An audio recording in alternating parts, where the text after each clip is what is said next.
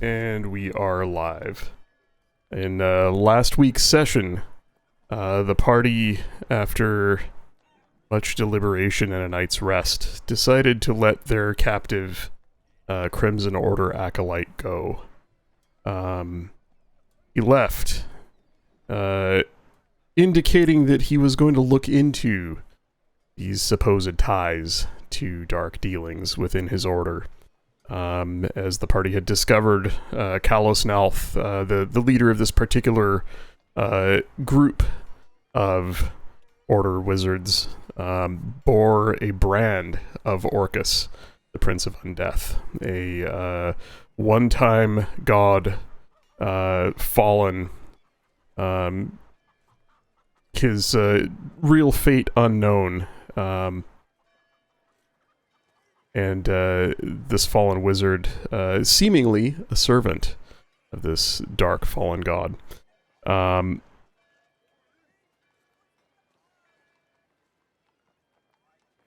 my mind just drew a blank there. Sorry. Give me a second here. Lysarin the wizard was sent off with Chrono, the priest of Bahamut, to seek shelter with the genasi that Chrono had begun taking in. The party moved to the docks the next morning, where Lunalia and Louis had a chat with Kaelder Maloro, escaped from the bar fight the night before.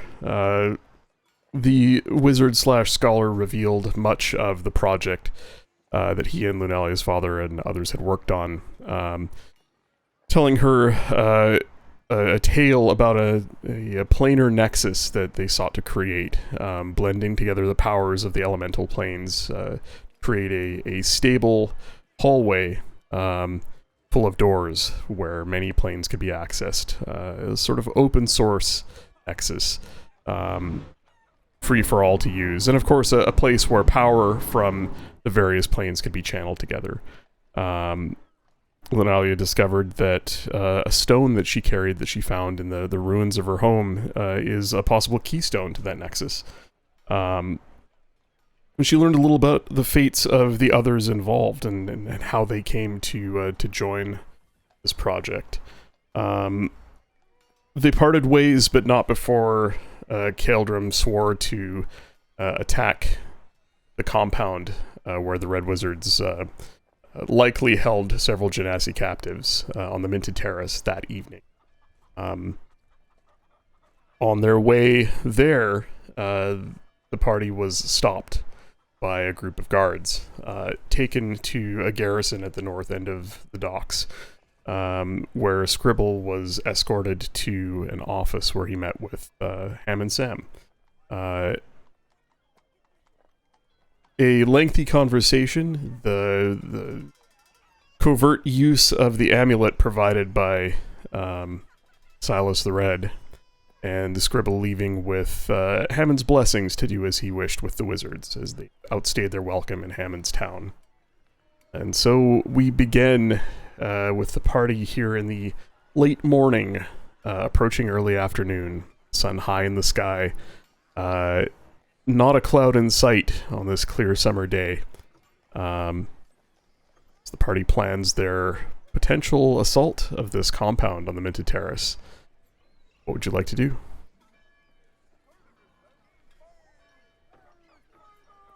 How much of the conversation with Ham and Sam would Scribble share with us? Pretty much the entire thing.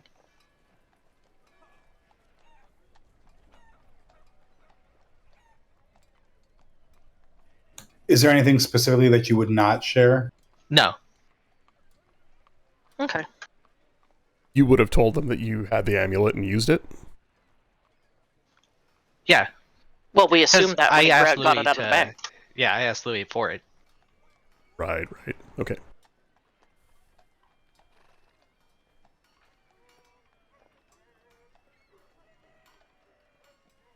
The man doesn't sound human.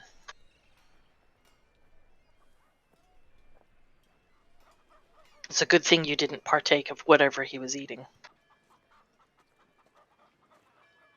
I don't know what that was. He seemed to enjoy it.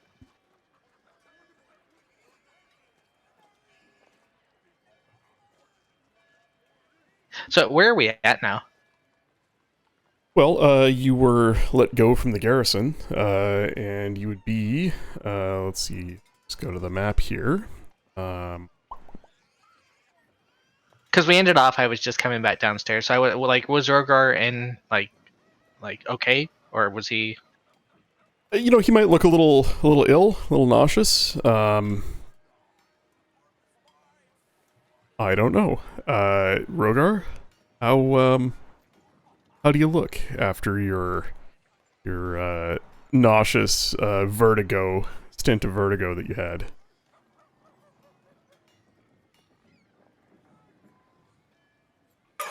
I'm sorry, hang on.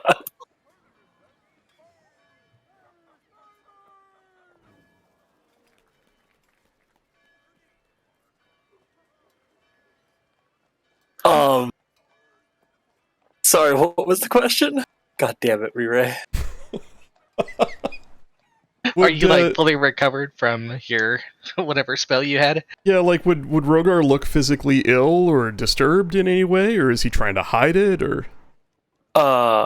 Probably a little disturbed and it's like wanting to get out of that building, and it Yeah. might be looking kind of in the direction that Rogar was like feeling that presence from, like not. As if you were trapped in a room with a bad fart?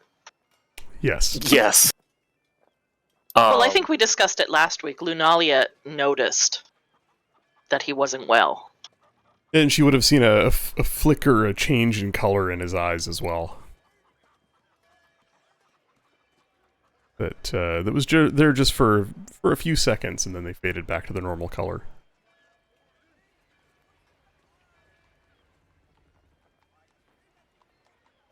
So yeah, I'd say Rogar looks a little disturbed, or not nervous, but just Out of disturbed. sorts.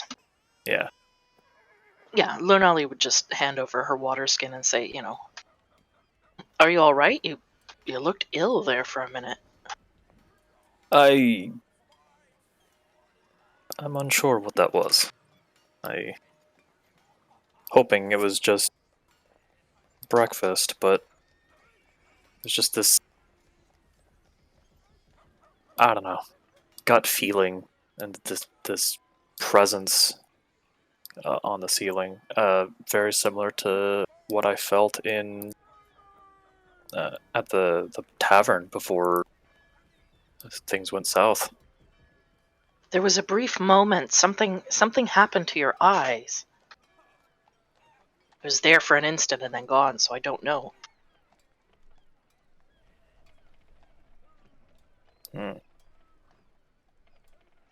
What excuse me, what triggers this kind of reaction from you? I don't know.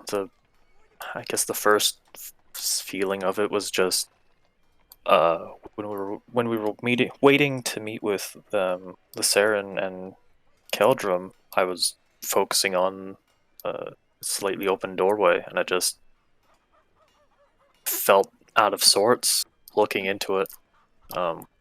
But just being in that room, I wasn't really focusing on anything. It was just a strong presence that made me feel sick, jumpy, I suppose. So, what do you believe these two things may have in common? These two situations. Well, what we've heard was that the red-robed wizards, the Crimson Order, asked for permission from Hammond to go about their business. Perhaps he, or I don't know. Maybe it's a certain type of magic or some sort of magical aura that's setting you off.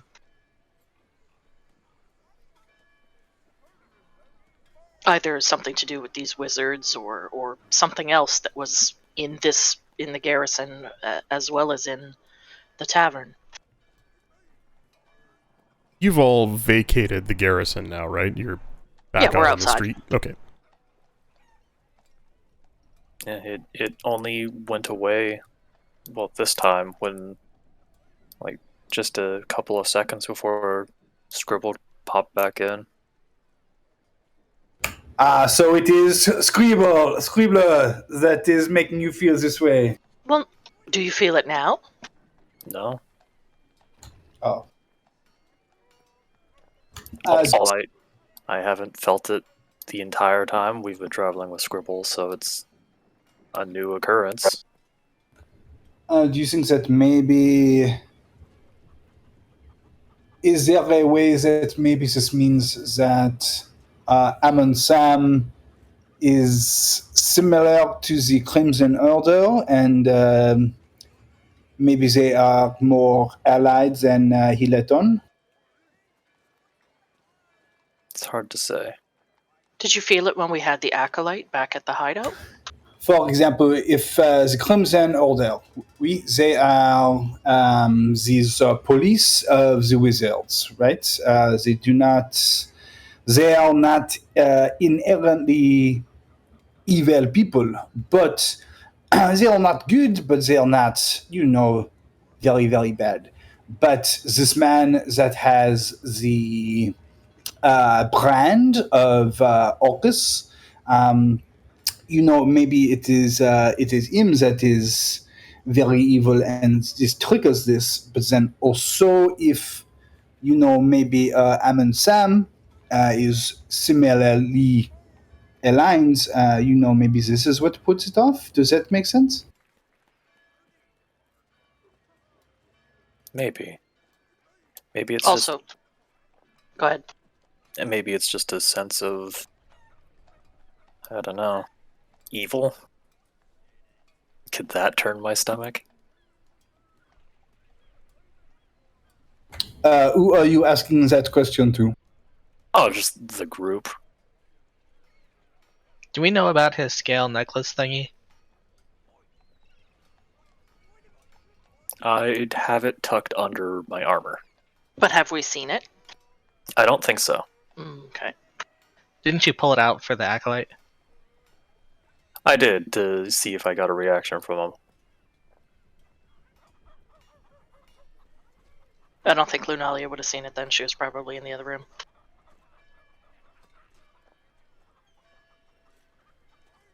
What's the scale necklace? The scale necklace is it's like a pearl iridescent scale, essentially, that I got from Chrono when I went to the Temple of Bahamut. It has on the rough side of the scale, just like the not oath, I guess, but like the code or the sect, like the defend those weaker than you, help those who can't help themselves. It has Bahamut's tenets of faith engraved There we in go, it. that thing. But the party has not.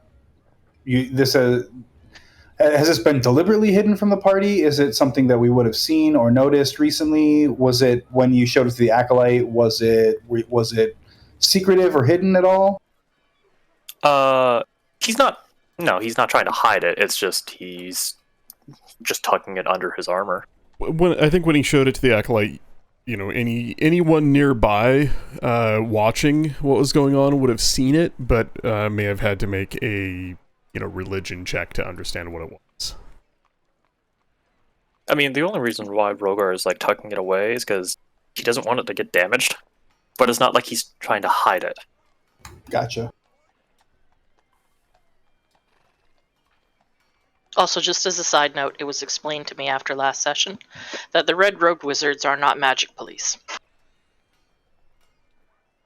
Oh, what are they? They're Genasi hunters. They're righting the wrongs that the portals have wrought. They're both. They're hunting They're both. One of them is what they are. The other is what their current mission is. Gotcha. They are magic police. Oh. But not so much, not in as much in an official sense. Like, Louis, a wizard from Flane, does not necessarily fall under any official jurisdiction. But if you do bad enough things, wrong enough things, if you mess with the stability of the material world around you enough, somebody's going to take note. And these are those somebodies. If anybody's watched the new Loki series, think the TVA. Nobody really knows about them, but they're doing work. The jurisdiction that they govern is self-declared. They don't really operate under the authority of any government. They're an independent They're like fixer of Blackwater. things. Yeah, they're like Or that. like what? Blackwater, the paramilitary organization that right. mercenaries. Yeah, or Batman. Fuck not that guy. shit. They're basically they're wizard vigilantes of a sort. And do we know anything about their hierarchy at all? You might with a sufficiently high history check. I think we've already done this. I think so. Louis definitely knows that. And I think you rolled higher in the past. Louis knows they operate primarily out of Eralia, which is a magocracy, a very, very old magocracy on the Isle of Lyria, just across what would, if this were fantasy Europe, Eralia would be like the south corner of the UK. They'd be England. Yeah, it's Wizard England. The best kind of England. It's basically Harry Potter world. It is a complete magocracy, ruled by a very powerful magical family, where, to be nobility in that country, you must be educated and you must have arcane talent. The peasants are poor and mundane. The peasants are muggles and the nobles are all wizards. And it's existed like that for going on a couple thousand years. Very old country that has, and it's very traditionalist. They operate primarily out of there, and that's, I guess Louis probably wouldn't be entirely sure whether that's where they originate from, or if it's more that's just their stronghold of power because the country is very much in tune with their ways. And they operate primarily there because that's where a lot of powerful wizards are, that they would set straight if they were to tamper with the wrong things. I think the first time I described the Crimson Order to you, I described them to you as sort of like wizard boogeymen. You've never met one up until now, you've never seen them, you've only heard like horror stories about, wizards' hubris getting the best of them as they tinker with things they shouldn't, upsetting the natural order of the spell weave, and suddenly these red-robed wizards show up. And that wizard disappears, and everything is set back to the way it was. Things are fixed. Things are forgotten. And the wrongdoer has disappeared. Gotcha. Okay, but we are digressing. Rogar, is there anything else that you think maybe could cause this, or that this is a symptom of? No, as I mentioned, this is only the second time it's happened, and it's in two completely different areas. Two completely different areas, but it's very possible that these two things are related. So if you do not mind, and I am no doctor, but maybe just let me know next time. Let us all know next time that you feel this way. Of course. Yes, we'll keep an eye on you. I'll let everyone know the next time I get a bad feeling like that again.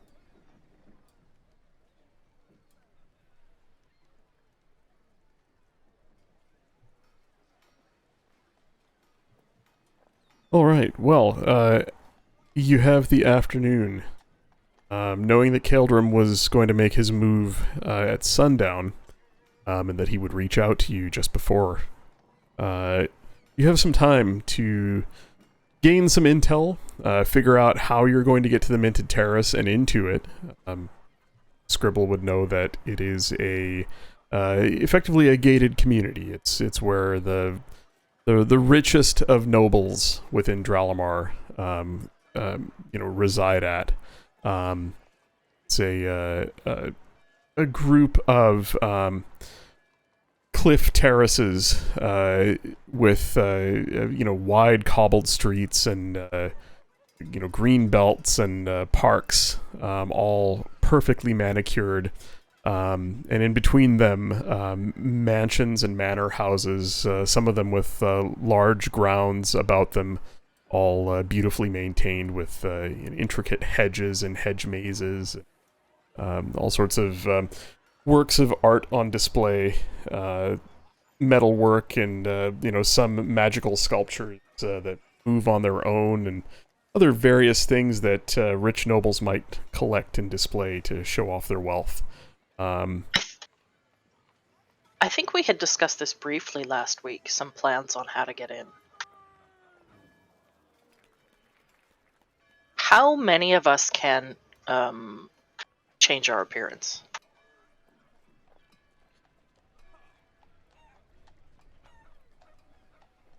Or is it just me with the hat? I can.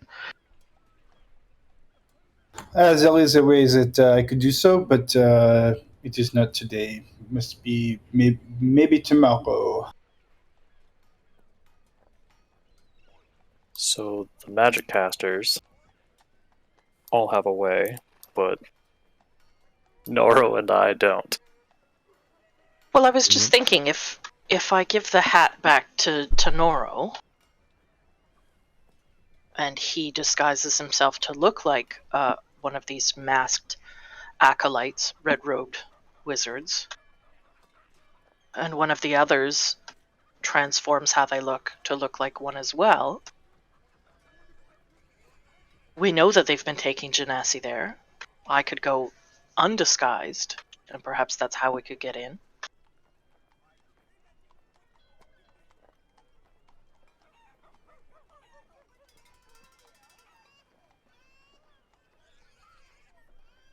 But we don't know if they're being taken by the main route there or not. Well, we're passing through a noble area. Chances are they're not just going to be walking around with prisoners, I wouldn't think. Yes, I'm just wondering how else they get them there.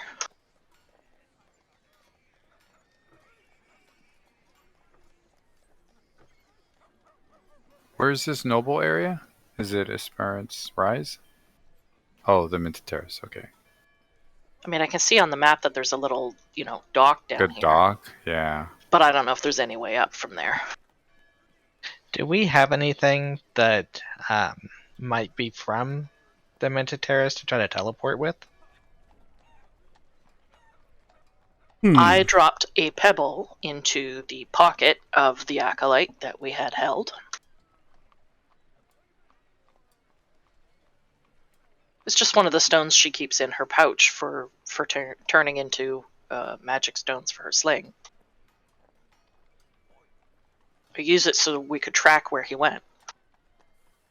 If we head back to that building we were hiding out in, and we found one of the mask shards when he broke the mask outside, do you think we could use that as kind of a focal point? We'll make a history check with advantage.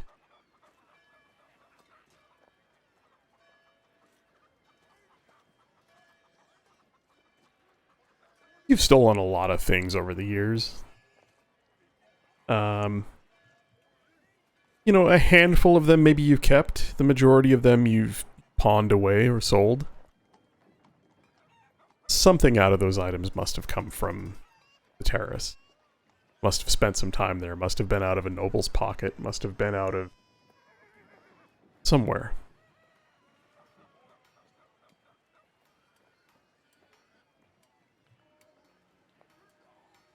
So we may be able to teleport there. What we'd find once we were arrived, I'm not sure.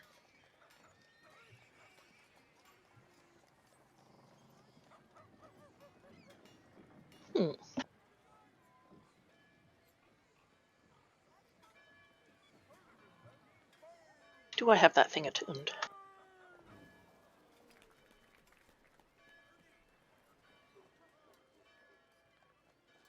I mean, even if you don't, it's an hour, and we've got until nighttime.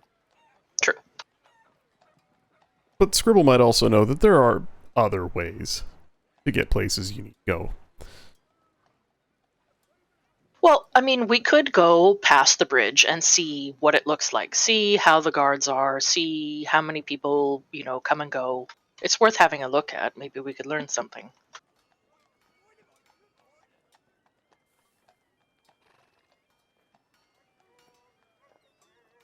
Yes, no?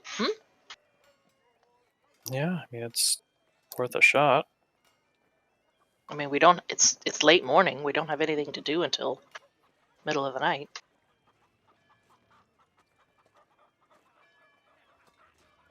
Well, sounds like your path is decided. You spend an hour or so winding through the streets of Aspirant's Rise, ascending terrace after terrace as the scenery around you grows more and more opulent. Towards the top of the rise, the buildings are close to each other, but newer and beautifully crafted. Several competing styles of architecture can be seen here. Columns and rounds conflict with tall rectangular buildings. A few still have thatched roofs, although they're definitely done so more to have a quaint look and feel, a cottagey look than for the cheapness of the materials. Turning towards Drowland's Span, the cobbled streets flatten into flat stone pavers. As you approach the massive arches of the bridge towers, you can see this bridge that rises up and away from you has buildings down both sides. It's massive, probably a good 100 feet wide and about 300 feet in length. There are narrow streets narrow alleyways that wind between the buildings that line the sides of the bridge. What must be amazing views on both sides as these homes and small shops are suspended high above the channel below. The air around you, the people around you, changes abruptly here. Whereas at the top of Aspirant's Rise, the majority of folk that you saw out and about seem to be, well-to-do merchants and other sorts like that. Here you see the upper crust of society beginning to show. Noblewomen milling about with nothing to do but, enjoy the views from this bridge and have a conversation, out in the streets here in the late morning. Noblemen with feathered hats and long flowing capes and cloaks milling about. Messengers running on foot to deliver missives and gossip. The occasional horse-drawn carriage with beautiful gold filigree all over it, and brass lanterns dangling on the corners, pulled by well taken care of horses, of the finest breeds. As you cross the span, a guard garrison rises tall, several stories. Squat towers on the corners house what must be 100 militia, if not more. And in the middle of this guard tower, a massive arched gate, open, but with several guards with halberds standing, stopping anyone who attempts to pass through the gate in, but not out. And you can see even at a distance they are turning people away, anyone who doesn't look like they belong. Even those who do, a few brief questions, and as you get within earshot, you can see that some of the folk they allow through they recognize. Others, even those well-dressed, they stop and question. Oftentimes being, verbally slapped down for their audacity to ask a noble where they're on their way to. But they ask nonetheless, as it is their job. Champion's Ascent rises to the right as the road twists and turns up the hill towards the top of Castle Rock. And here you find yourself at the garrison gate to the Minted Terrace. If we wanted to, we could continue up to like where the cathedral is. It's just the entrance to Minted Terrace that's gated off. Correct. Okay. The military presence here is definitely felt around the garrison, but as you look down the road that winds up Champion's Ascent, you can see guard stations, small single-story stone buildings that dot the sides of the road at regular intervals, and another garrison house further up. So if the party is here, where I put the token, there might be another garrison house here at the top of the rise, and several other guard posts along the way.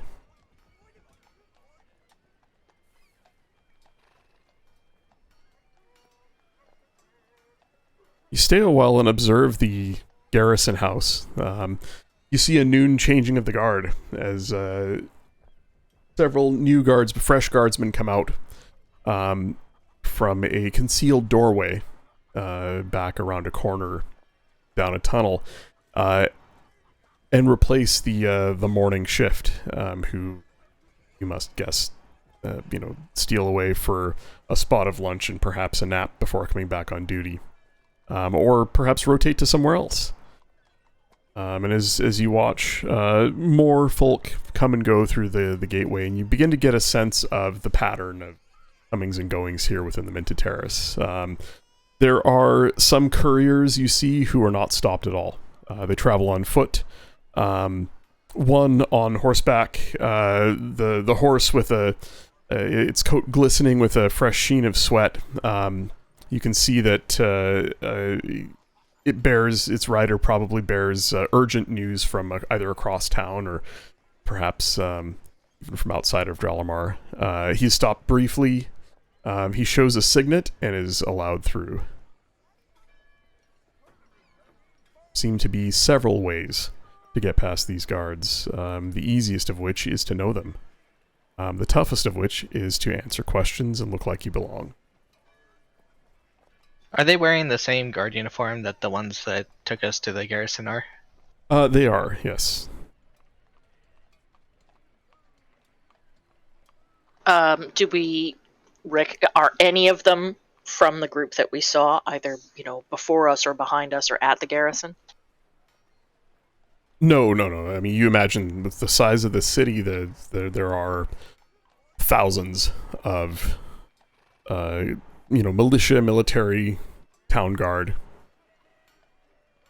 There must be at least 1,000, if not more, just based on the number that you've seen about town and the size of the city.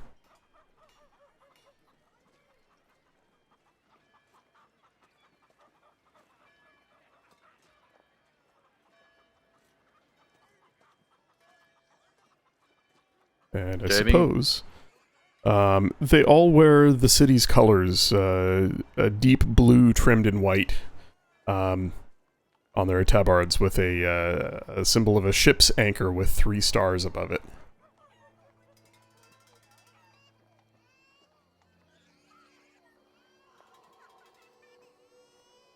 Hummer, what were you about to say? So we're trying to get in, right? Mm-hmm. Yep. And so getting to know the guards is an option. I think you mentioned some nobles flashed a ring. Is that what it was, or Yes, yeah.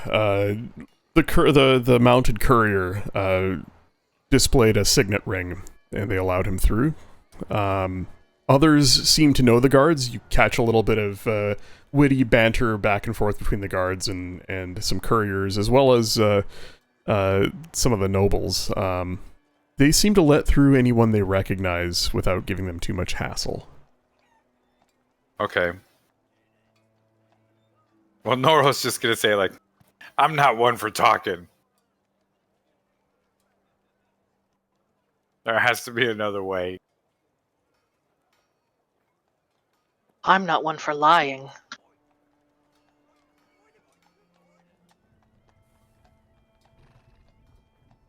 So we have the option of talking our way in, maybe bribing a guard or something, getting to know one, sneaking in disguise.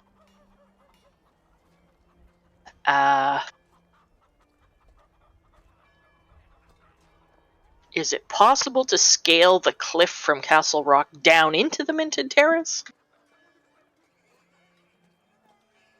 Not that any of us have much luck with climb checks. Well, you can Good see call. the cliff face rise up to meet the castle high above, and there are buildings and walkways right out to the edge of the cliff.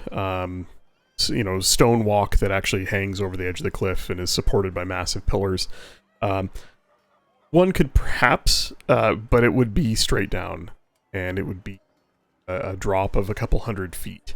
As is the drop to the sea below.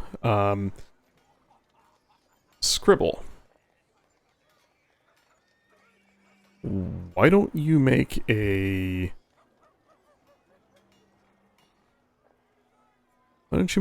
survival check? Advantage, because it's your city and you know your way around pretty well. Maybe not around this part of town. You're pretty sure that there is a private set of docks below the Minted Terrace, down a steep road from the terrace. There's probably some buildings down there as well. You maybe caught a glimpse of them from the docks. If one were to land there by ship or by boat, or swim there, they may not be given as much hassle as if they tried to get through this garrison.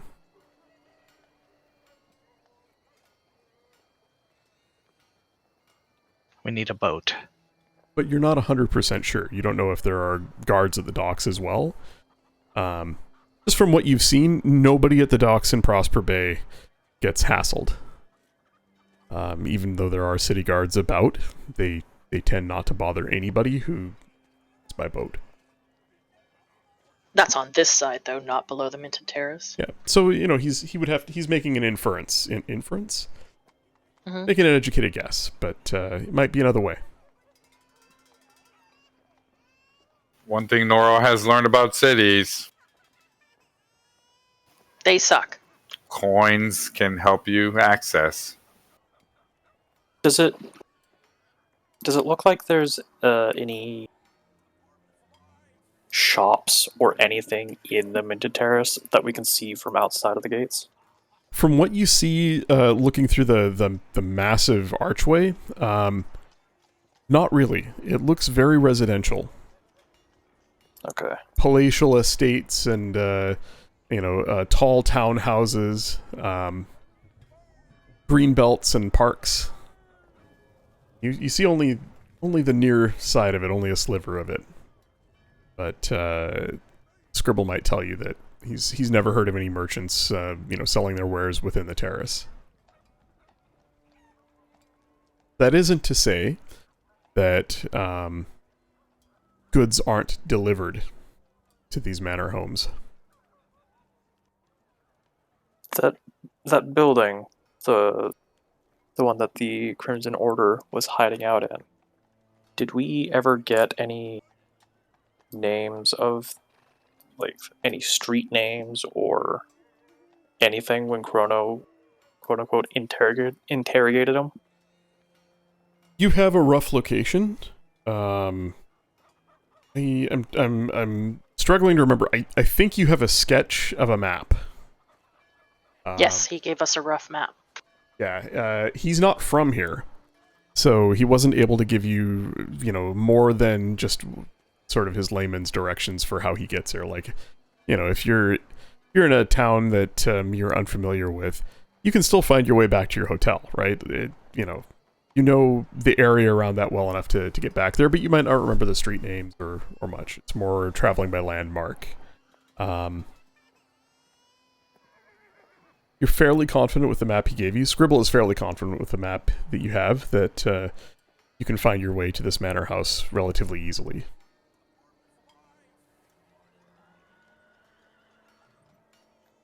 Well, should we head back to the docks and see about procuring a boat? How did your friend plan to get in? Did he share his thoughts with you? Oh, you mean Kaldrum? Yeah. No, he didn't say. He asked for your help, but didn't give you any. Nope.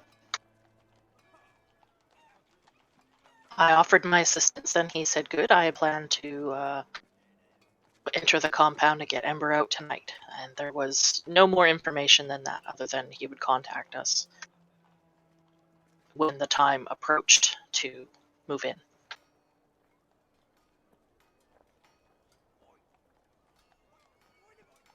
So we might have to come back a second time? No, I don't think we're attempting to get in right now. We're just looking at options for what way is going to be the easiest. Oh, I see. Monsieur Oiseau, do you maybe any of your connections here know any good forgery places or anything that could maybe create some credentials for us?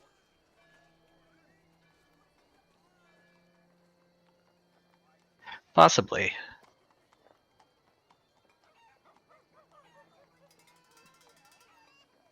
Nora would want to point out another thing he learned about Dralamar is city guard like to get their drink in.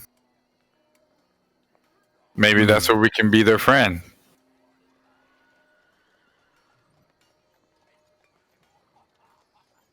It may be hard to befriend someone on their shift. Then, but if we visit one of the guards' favorite watering holes, we could maybe meet with one who has not gone on shift yet. Lanalia can play the liar. We could pretend to be merchants delivering alcohol and happen to have some extras that we can leave to make the passage a little more easier.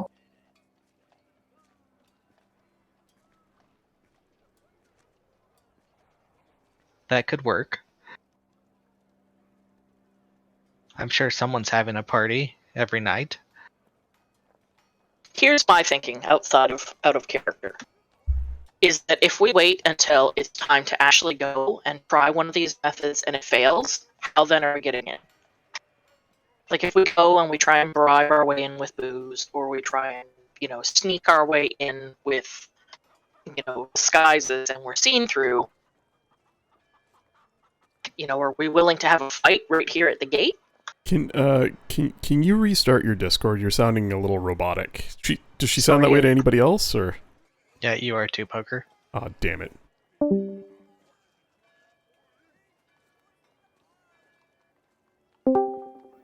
I wonder if it's our internets. How about now? Not really. Ice, you talk. This is the sound of my voice. How do I sound? To me.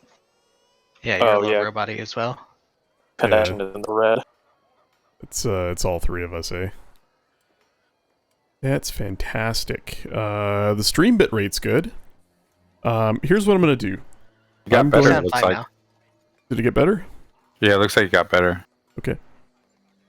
Well, I mean, one of the things we can do is anybody who's watching the stream can just close it. I dumped it. Yeah. Yeah, I shut the stream. If all three of us are watching the stream and also I am streaming and we're also using Discord, it's a fair amount of bandwidth. It's not that much, but it's probably enough to be a problem for our outbound. Yeah, it sounds fine now, so. Yep. Yeah, you sound fine. Ice, sound check. This is the sound of my voice after whatever the fuck happened. You Yeah, it's sound fine. fine. Sound good. Okay. Yeah, Luna, yeah, I agree, and that's why I think that maybe having some kind of credentials that will forge that we could use over and over would be the best option,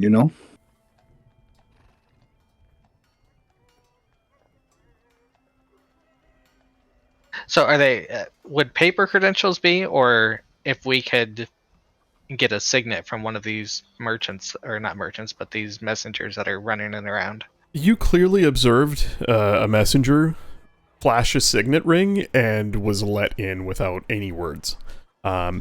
Others make it in based on their very clearly they know the guards. They're in and out multiple times a day. So taking one of their appearances might work unless there is a conversation, in which case your ruse might be seen through. The party has a disgusting amount of money compared to common folk. That is potentially an option. Taking a boat to the docks below might be an option.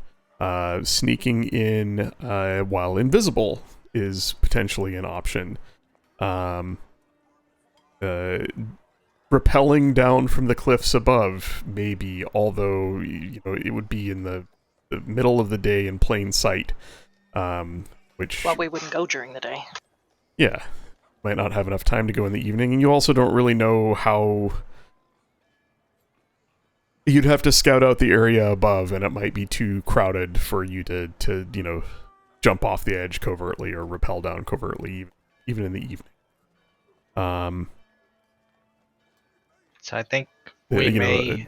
disguising yourselves as merchants, delivering ale for a party this evening. Perhaps picking one of you as disguising one of you as a noble themselves, or a visitor from out of town. Come to visit somebody here. Those sorts of things, you would need to gather just a bit of information on your destination to sound legit. Like, where are you headed to, and what are you doing? And knowing a little bit more about the residents of the Minted Terrace, picking out a target and saying, I'm headed to so-and-so's place for a shindig tonight, that we're catering, or, we're here escorting, Louis, a famous wizard from out of town, and he's here to visit so-and-so within the Minted Terrace, or whatnot. Any of that would require a little bit of intelligence work, a little intelligence gathering, to make sure that, when you present your tale, it jives with people that are actually within the Minted Terrace. There's a bunch of different ways to do it. Any way is going to take a couple of rolls and a little bit of effort. I think we need to look into the forged credentials. Either, one of the messengers' signet rings, or some paperwork or something. That's what I was trying to find out. Like, are the credentials that we want, are they paper, or are they these signet rings? Signet ring is probably the easiest way to go. Yeah, make an investigation. Actually, you know what? Sorry, just make a perception check as you watch, as you wait and watch. And All of us? No, Scribble, because he's city folk. Louis could assist. Or roll not separately, needed. because he's city folk as well. Can I just help Scribble and give him advantage? Sure.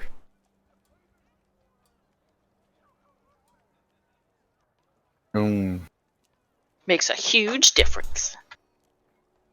Signet ring is definitely the way to go.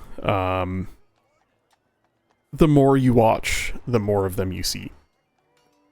There is a pattern here, and it sparks a memory, something about a messenger's guild. You're not entirely sure where their guild chapter house is, but begin to see patterns in the comings and goings of messengers. You begin to see it isn't just the guards recognizing them and letting them through. It is a very quick flash of a signet ring every time they pass. In, but not out.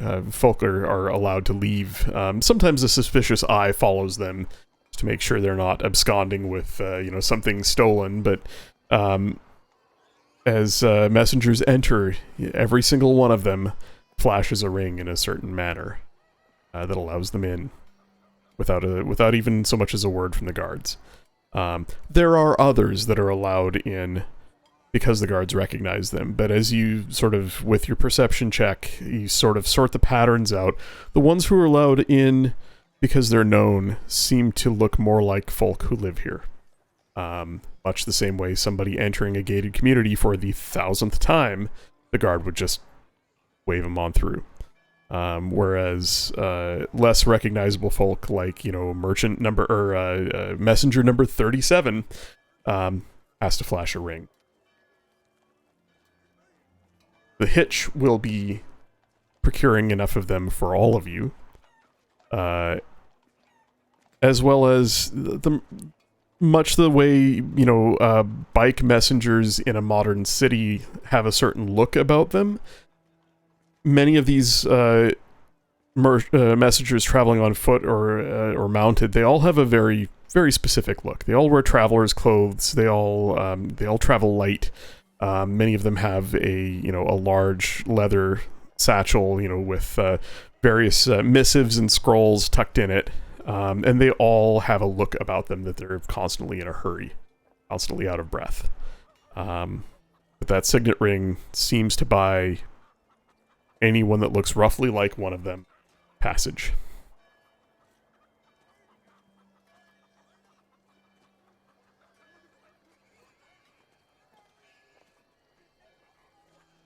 Well, Scribble, do you think you have a contact that could create some of these signets? Or do we need to maybe get a hold of one of these messengers and slip it off their finger or out of their pocket? Well, it sounds like we'll need more than one. The time it would take to craft multiple ones, we might not have that. I think it would be less suspicious if it was just one. If we send someone in with the ability to memorize a location and they were to use the teleportation stone, we could have an easy way in. If there is just one of us that needs to go in there, I can get in there.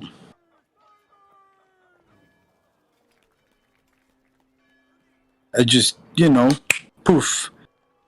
Here I am, I just do that very quickly. There's no problem. If that is the way we want to do it, just one of us goes in and then finds a place and then remembers it and takes a thing and then comes back and then we do that. I mean, I could just do that. I don't think I can teleport to a place that I haven't been. I'm not sure. Correct me if I'm wrong. Like, if I have an item that's from that place and I'm familiar with the item, well, you can, without having been to the place, you can go read the text of the teleport spell and answer that question for yourself. Awesome. Okay. Teleport to anywhere you want to go that fits that tech. That's also, like, if you're not attuned to it, we could also just give the stone to... Well, I person reattuned who to goes it in. while we were walking around. Hang on, I gotta read the spell.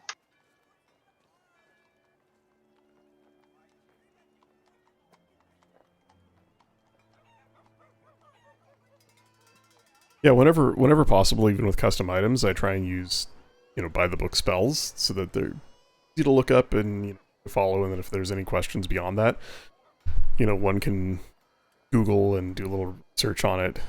I don't like to go too far outside the box with custom items and their magical abilities, because it's just easier to use stuff from the framework of the game. Kind of the only thing custom about that item is how it's charged. So the chart says seen casually as one of the options. Yeah. Would a view from the cliff upon, like up top? I would say that if you're trying to teleport to somewhere within line of sight, you're not going to get it wrong. Like, this is a spell that can take you across the world. Halfway around the world. For you to use it to go a few hundred feet to a place you can see, it is such overkill that, of course, it would just work. Yeah, so I mean, if we were to aim for one of the nice parks, maybe not in the middle of a street, we could probably do it.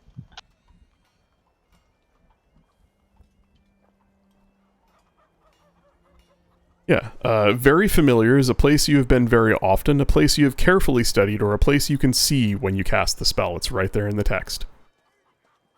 So yeah, I just read it. This would fall under very familiar, which means you have a 75% chance of landing on target.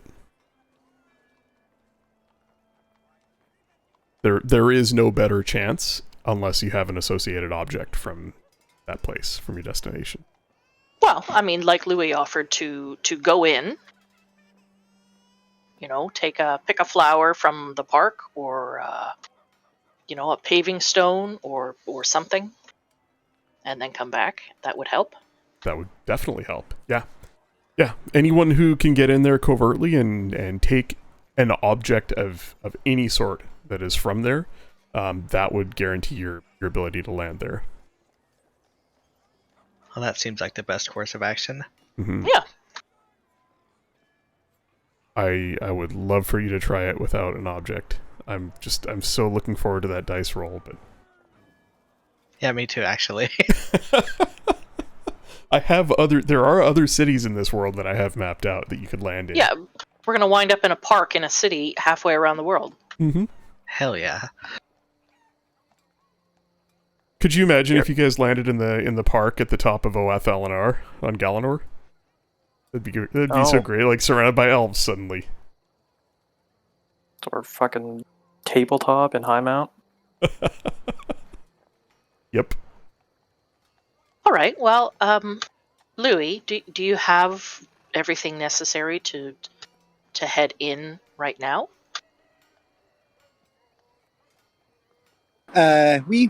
I just need to be, within 500 feet, and I can just poof and go right inside.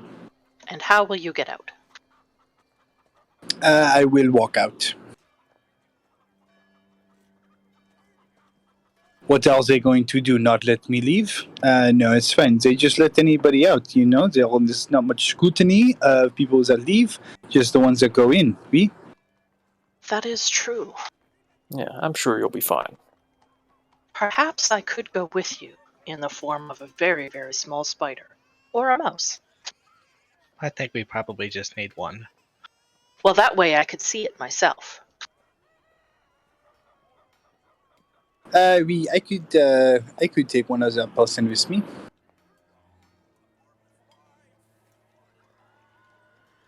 Dude, there's a massive praying mantis on my balcony right now. Like, just a couple feet from me. The thing is fucking huge. So Is he creeping you out? What's he praying for? That dice roll. I don't know. It's just like freaking me out like just a little bit. I'm just like, oh, it's fine. Oh my god, it's quick. Okay. They're pretty big.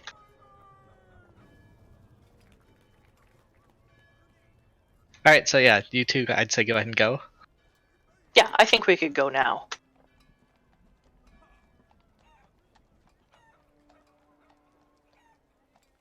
So yeah, she's going to turn into a small mouse. She's going to get into one of Louie's pockets.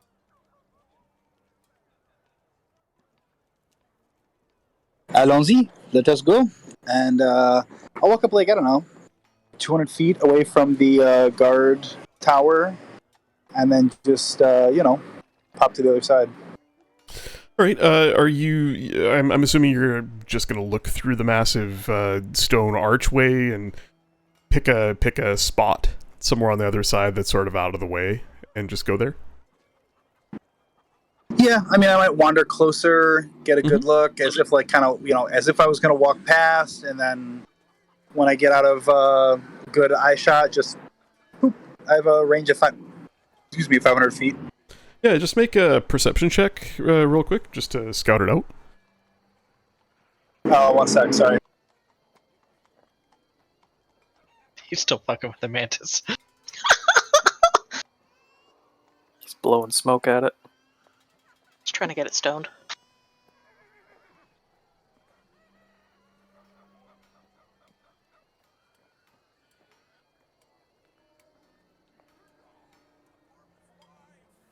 Sorry, I was just had to run back to my laptop.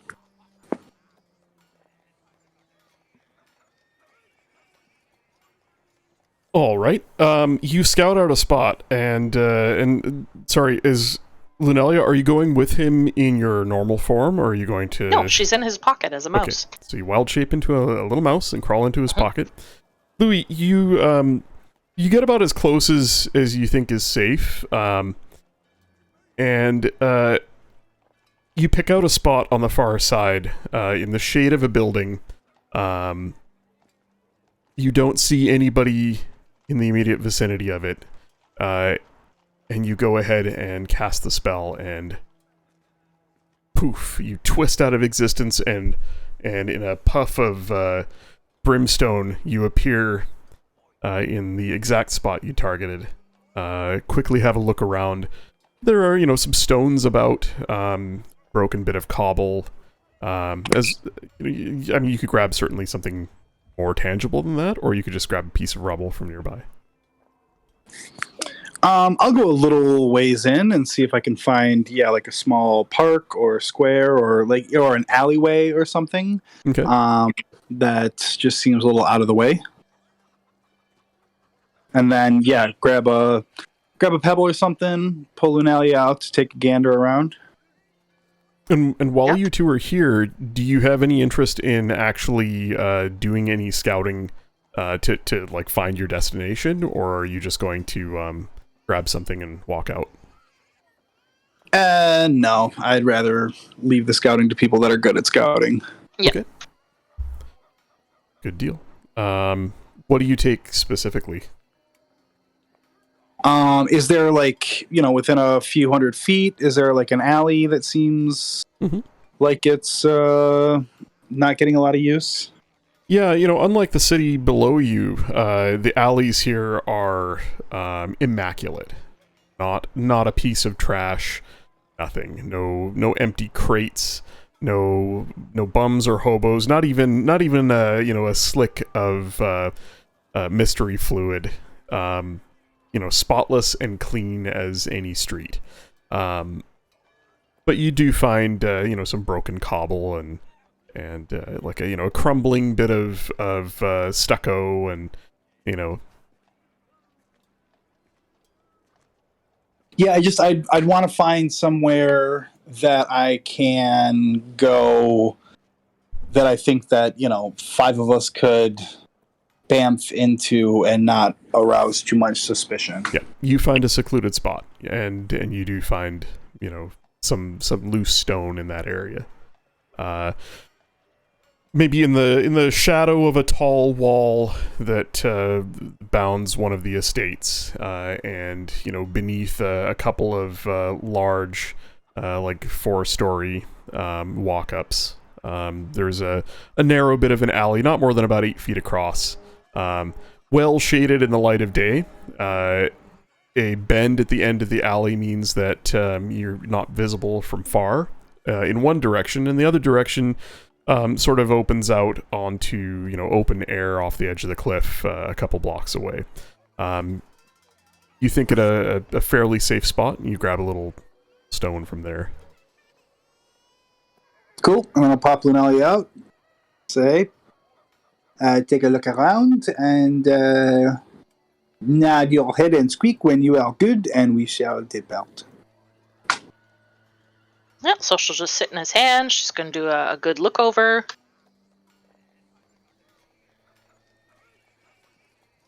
And then she'll just nod her little mouse head, and she's good to go. And we will head back out to meet the rest of the party. What is the rest of the party doing while they're doing this? And how far away are they from the guard gate? And what are they doing?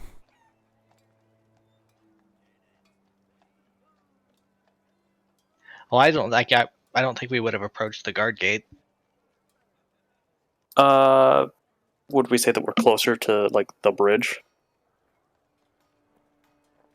So like kind of not staring in through the guard gate. So I think so. close enough where you can keep an eye on the gate, but not close enough where you'd be noticed. Right. Yeah, You unless said- Noriel wants to go talk to him.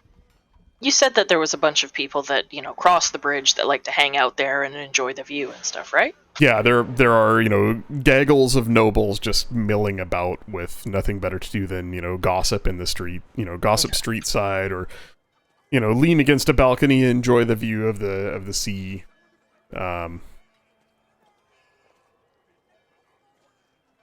You don't exactly blend in, but as far as acting casually, it's certainly not hard to do and still be within eyeshot of the gate. Are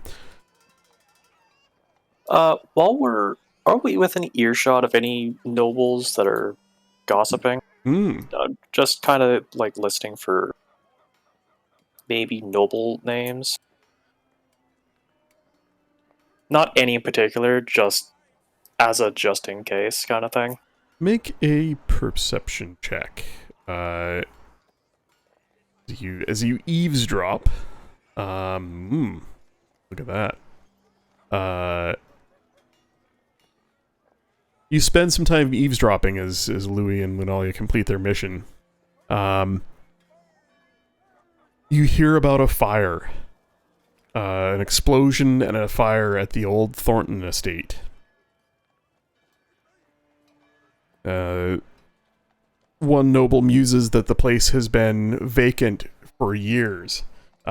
Nearly a decade. Another corrects them and says, No, there are servants in and out of that place. It's well looked after, just kept vacant for reasons I'm not sure of. They chatter on a bit about the possible cause of the explosion, and one of them says, "Oh, it's a good thing the fire was put out quickly. Could have spread. There would have been massive destruction and terrors. What do you think it was? Oh, I don't know. Probably some old liquor barrels that went up or something. Really? Oh, I'm sure it'll be fine. It won't happen again."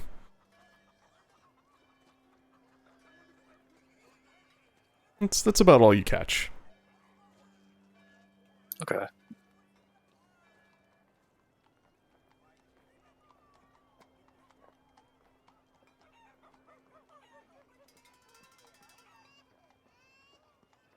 Do you What do you think, Noriel?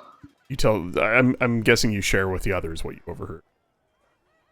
Yeah, I would just mention like the manor has or the estate has a name if we ever need to use it. That sounds like Apparently our it's been- location. Yeah, Scribble, that name should be meaningful to you. apparently it's been not in use, or people have seen others coming and going from there, but more like servants than anything. Well, Isn't that Halia's family name? Yeah.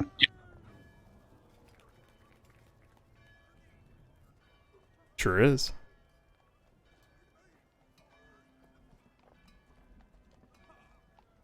Interesting place for them to choose. Well, I mean, you might infer that her father being imprisoned and their family losing their wealth and station, perhaps someone responsible for his imprisonment swooped in and bought the place out. Perhaps keeps it vacant and kept up as a trophy. Lends it out to, traveling nobles or perhaps the Crimson Order when they come to town, if they appease him enough. Nothing but good people. I put a little artwork up on screen just to kind of set the tone of the place. Like, this isn't exactly what it looks like, but large stone archway and terraces beyond. Might give you a little bit of a feel for. So, how long will it take Louis to get from where he is to back outside the gate? Stubby little legs, but not long. It depends on how much of a hurry he appears to be.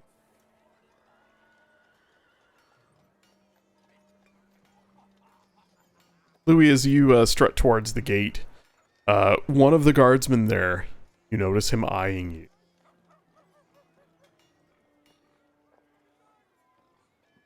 I just keep moving forward with purpose. Okay. Smile and, give a curt nod and just keep moving. Are you wagonless? belong. Yeah. Yeah, I would have. That's all in the bag of holding at this point. To not draw any undue attention. As you approach the gate, the guardsman turns. Thick mustache and just a bit of grizzle, unshaven 5 o'clock shadow about it. He looms over you as he holds a gloved hand up. Halt there. Say, didn't I just see you over there? And he points across the street, kind of in the direction friends are. No, I do not believe so. I've been in here. Deception check. I rolled 2 natural 20s. Basically for the guards, just keeping an eye out for anything strange or odd or noticing anything, and I'm like, they're not going to notice you unless they roll a nat 20. His eyes narrow. Where exactly are you coming from? And, where are you from? I am an esteemed wizard from Flan. Thank you very much. I was here on business. I passed by not 6 or 7 hours ago. I do not understand what the problem is. Business with whom? I will cast suggestion on him. Okay. And he needs to make a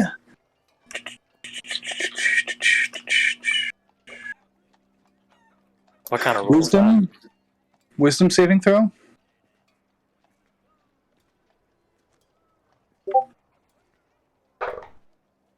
No, did not make it. That's a 2.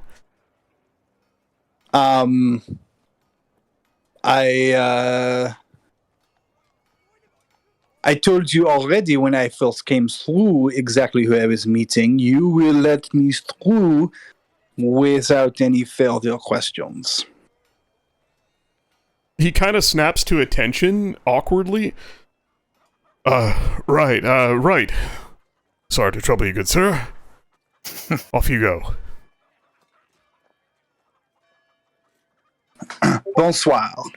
And I leave.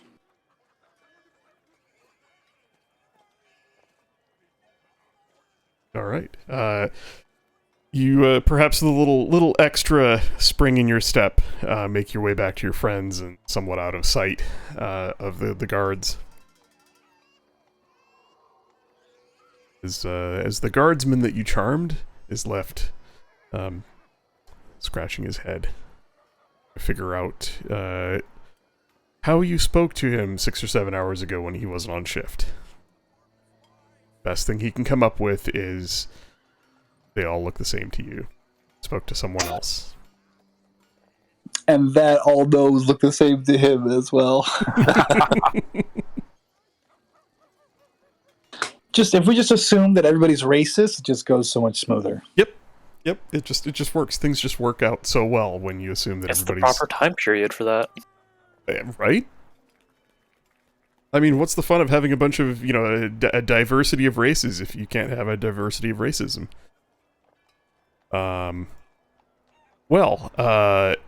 Successfully returned from your little mission with a bit of cobbled stone. Your destination. What do you wish to do next?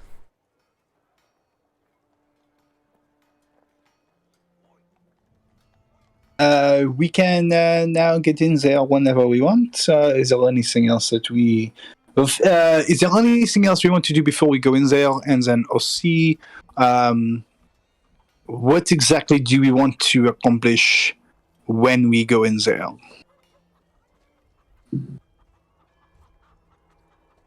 My only objective is to get the Genasi that are being held up out of there. Where they go after that is up to them, but out of the city would be for the best.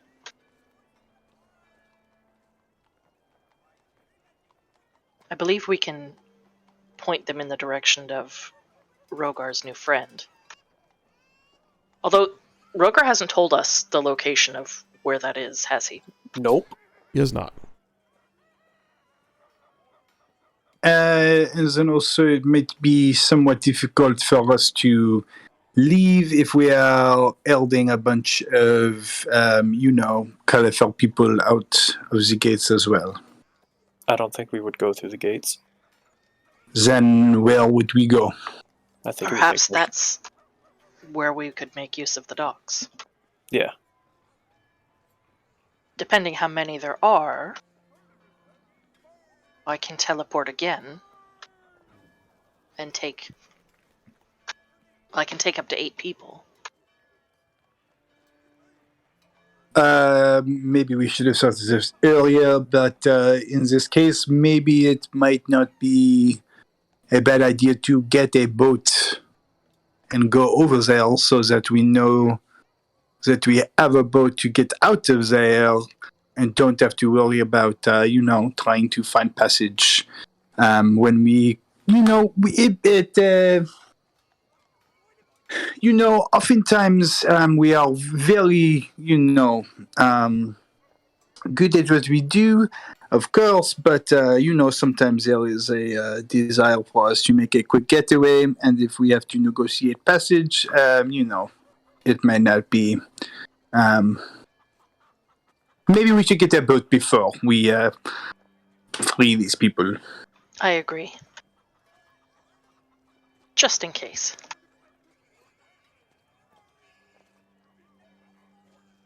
No, not the boat. All right. Well, where would you like to go to find a boat?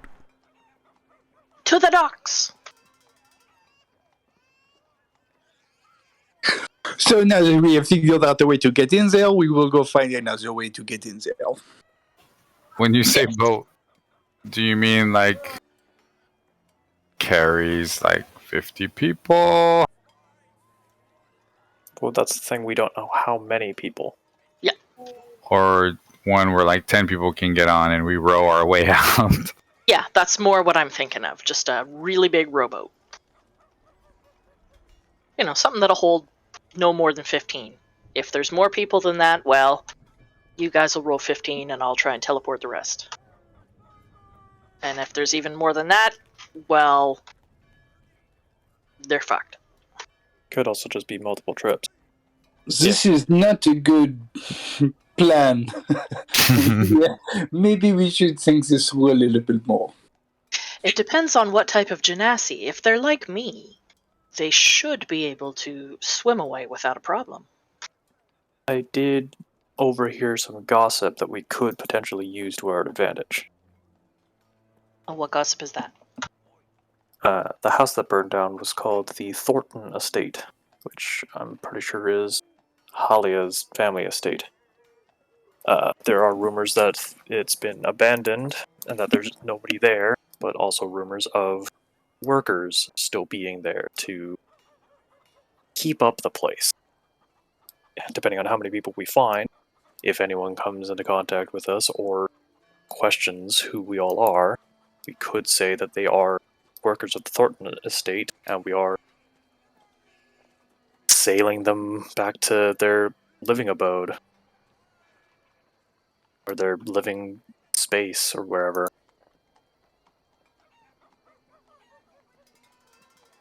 I imagine a place like this, if it has a gate at the front, chances are at night, if we try and leave, the gate would probably just be closed, would it not? I would think so.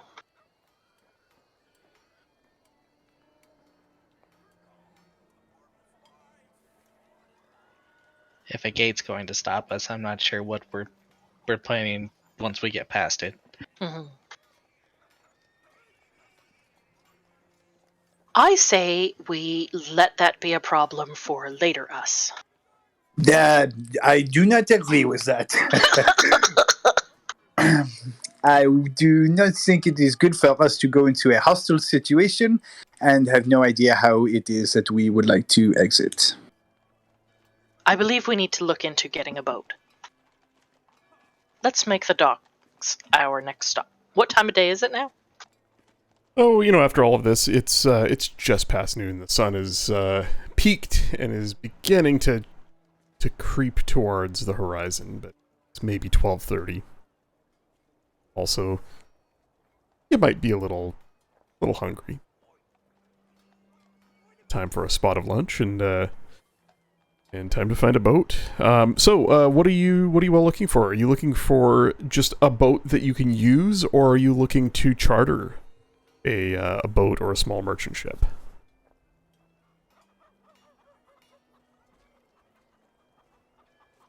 Shit. You have a stupid amount of money.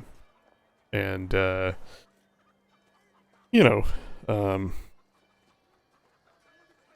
people with boats tend to do stuff for money. Yarr. Did Noro pick up on anything whenever he was his giant dwarf telling his tales? Ah. Noro. Oh, right. Yeah. I mean, you made so many friends that morning. Some of them are probably still there. Now, your estimation is that many of them work on the larger merchant vessels, but there were some fishermen and some locals mixed in. The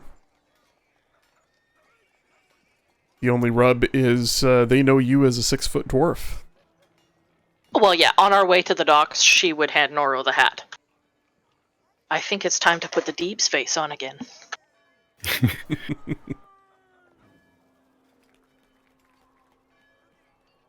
Yes, finally. As we're heading to the docks, are there any magic shops along the way? Well, let us switch back to the city map.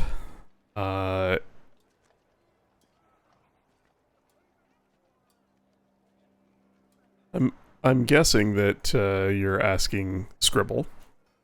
There wouldn't be any in the docks district.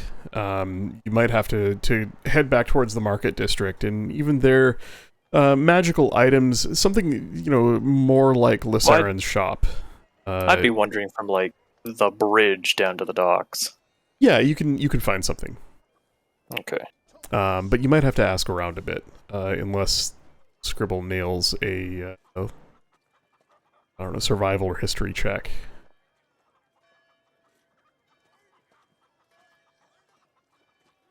Someone pick which one. Well, I mean, I figure either way, like, it's urban survival to know your way around, to navigate. It's history to, to dip into your knowledge of the city. I don't think you've ever.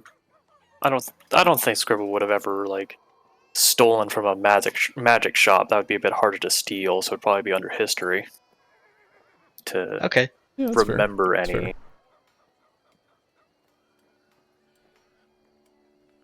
fair. Well, shit.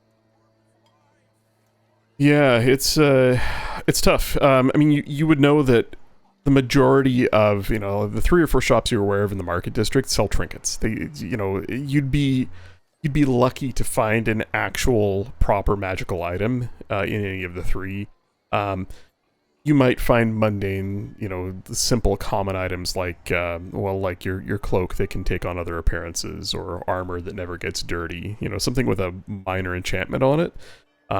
That's that the shop has found possession of. But as far as shops that actually manufacture or buy and sell actually useful magical items, here in Dralamar, it's going to be more like Lysarin. It's going to be more sort of private vendors that kind of have to know somebody to find them. What are you looking for? I'm not really sure. Just something that might help us with getting out.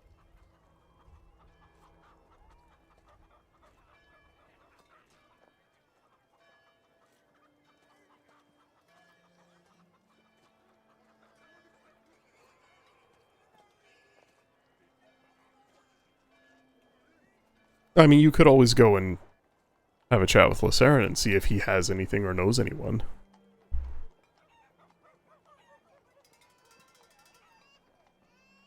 Well, yeah, didn't Chrono tell you to bring us by anyway?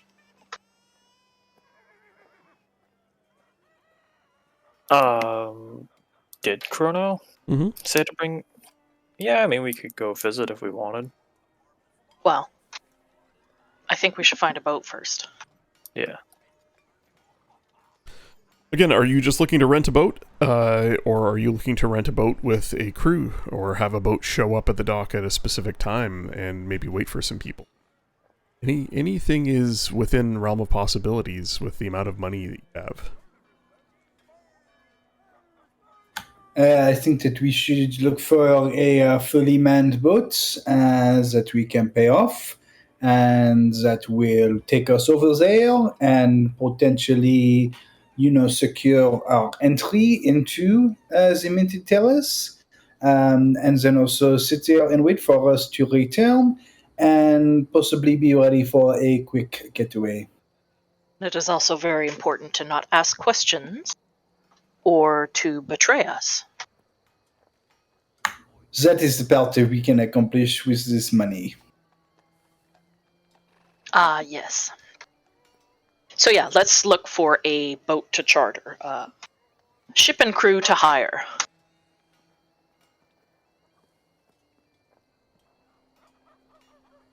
All right. And yeah, she's handed over the hat to Noro, so Noro, you can look like Deebs if you want to, I don't know, get in touch with one of your newfound friends.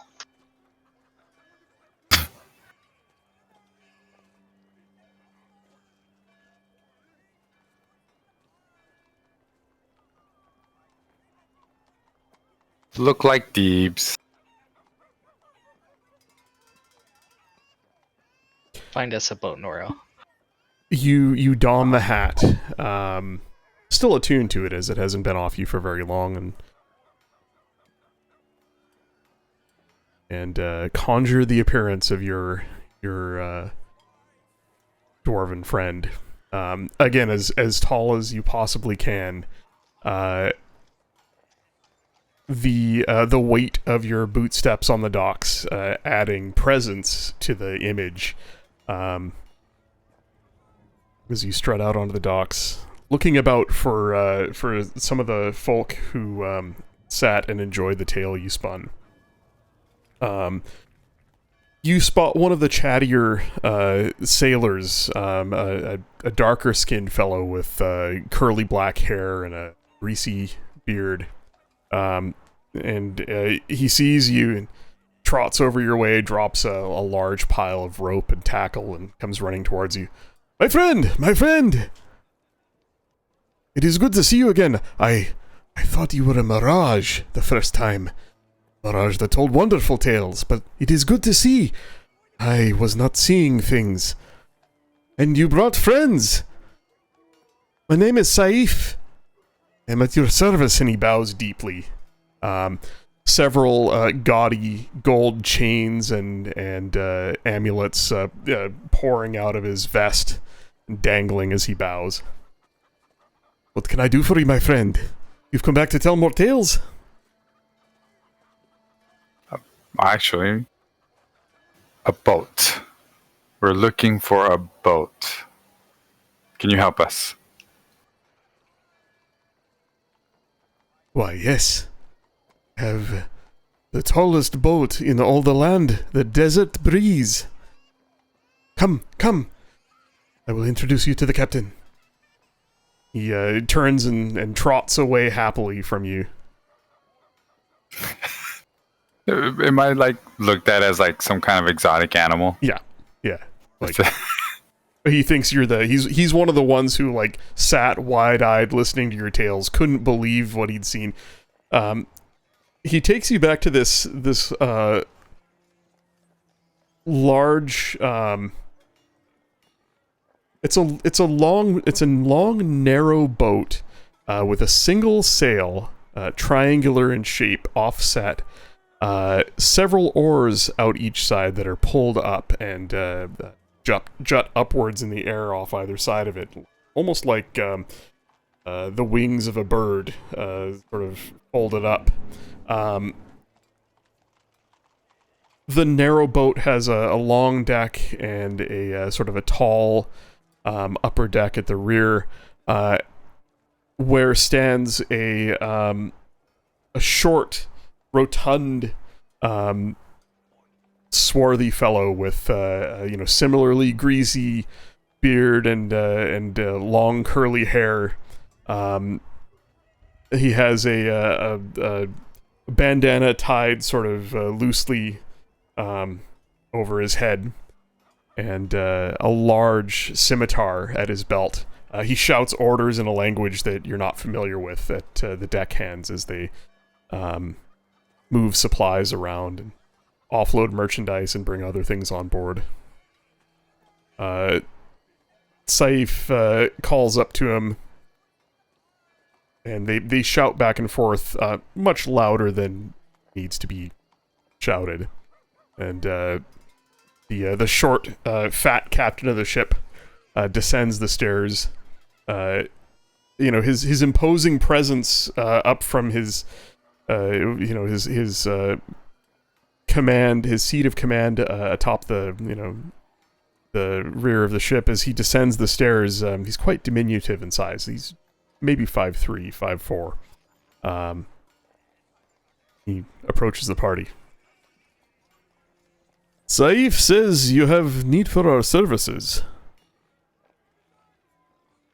Yes. I'm the captain of the Desert Breeze, and you are the tallest dwarf I've ever seen. Noro sometimes forgetting he's putting on... He has the hat on, he kind of looks around. Where? Oh, yeah, that's me. Yes. Looking for a crew and a boat. For... exchange for coin.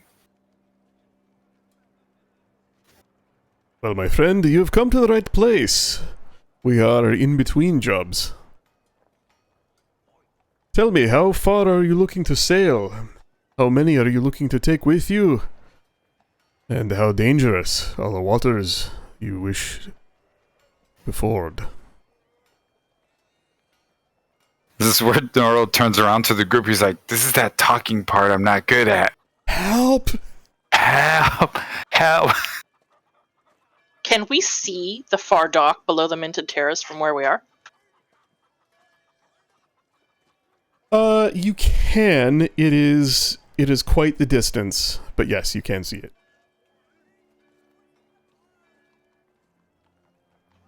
The journey will not be far. Can I just make like a general insight check on this guy to see just kind of like maybe how trustworthy he might be? Does he Sure. make Rogar feel like throwing up? Sure, you absolutely can.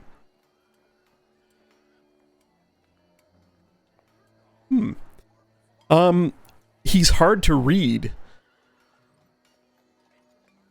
But keep that roll and ask me again towards the end of the conversation. You just met him. Okay. So, my friends, and he claps his hands together loudly. You can see he's wearing thick bronze bangles around his wrists. Where are we off to, and when do we leave?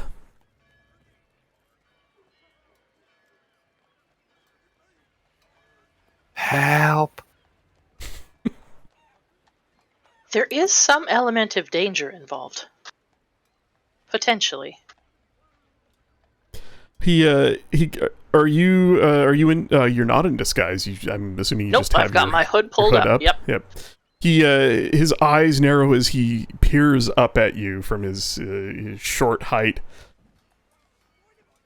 Mysterious lady, what danger do you speak of?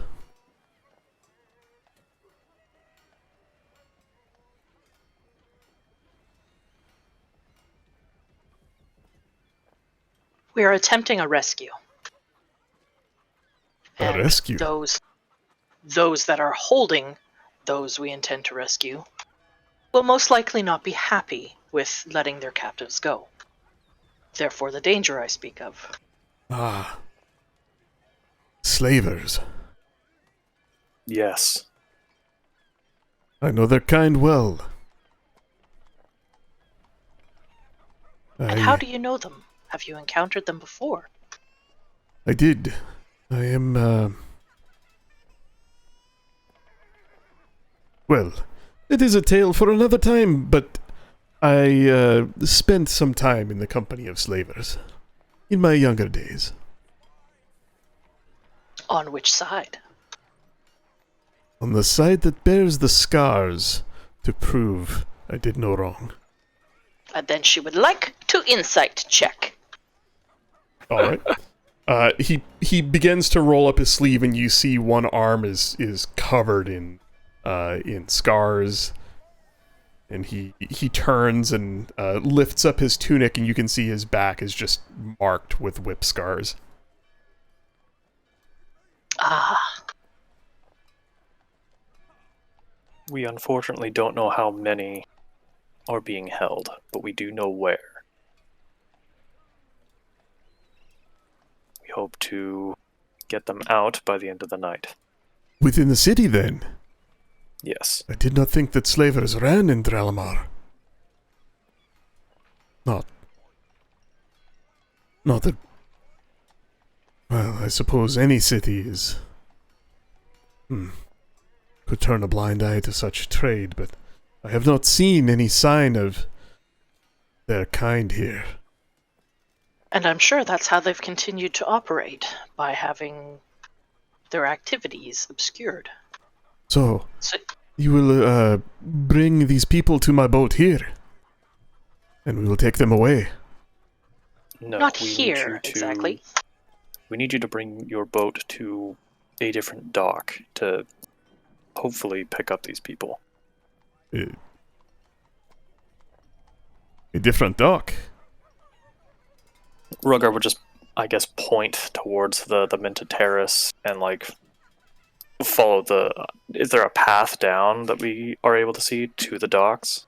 Yeah, you can see a narrow road winds its way down the cliffs, switchbacking back and forth. A few buildings dot the path. wherever there is room. A building has been, carved into the cliffside a bit. And a small cluster of perhaps homes sit at the foot of the cliff as well, where the dock is. They hide You should bring amongst your the boat wealthy. there. Correct. We would need you to bring your boat there. Probably later at night.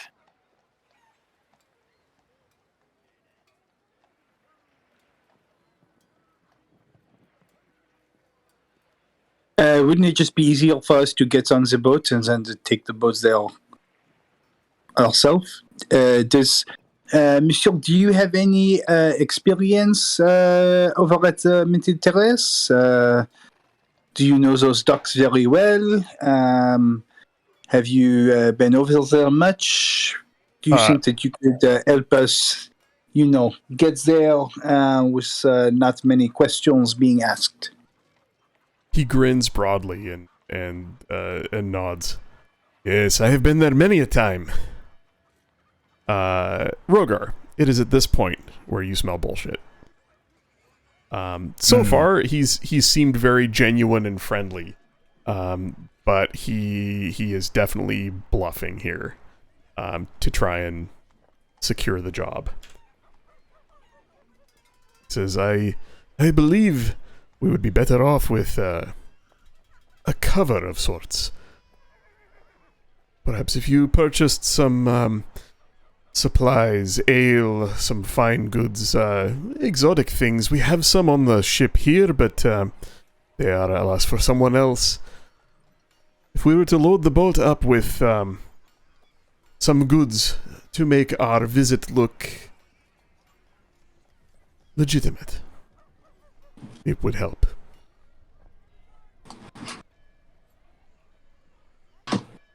And what would a lot of those legit goods cost? Oh, some coin. I could help you find such things for a small fee. Of course, a few hundred gold would be more than enough. And afterwards, if there are casks of wine and fine cheeses and other things, we could use some of them to celebrate our victory in liberating the slaves. He grins broadly and tucks his thumbs into his belt. So, what do you think?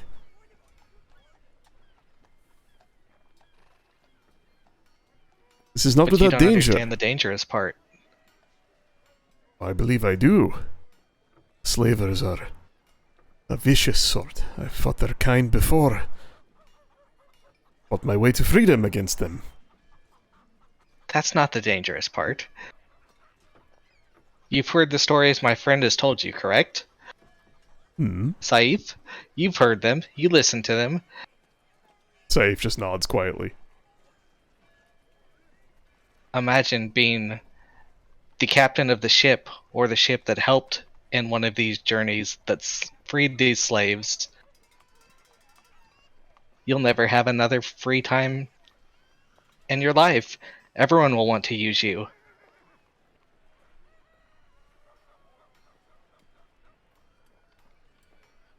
My friend. Well, I appreciate the offer. Nothing speaks as loudly as coin. Or as surely. No, we'll pay, of course. But these goods, I'm sure you can acquire some of them. Oh, but of course, I can just include it in my fee.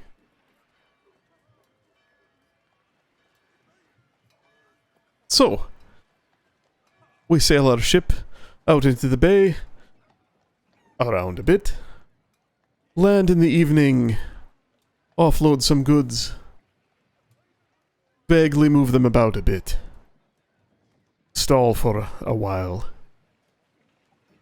take in your refugees, and depart. Am I missing something? This sounds too easy.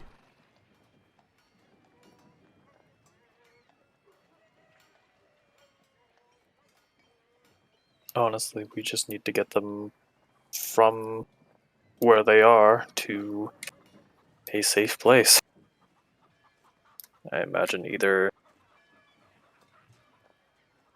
bring them back to these docks quickly, offload them, and you can be on your way before anyone catches you, or do we know of any other ports? I mean, you would have Yeah. heard of Eastport across the channel. I'm guessing you know of Corrado to the south.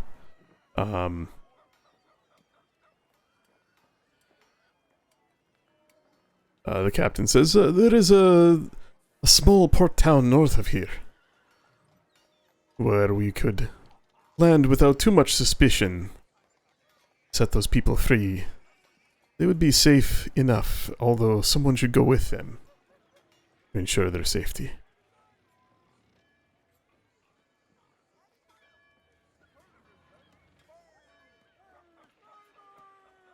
Or we could hold them free for a time, and for a fee, of course. Keep them safe on the ship, at sea for a bit.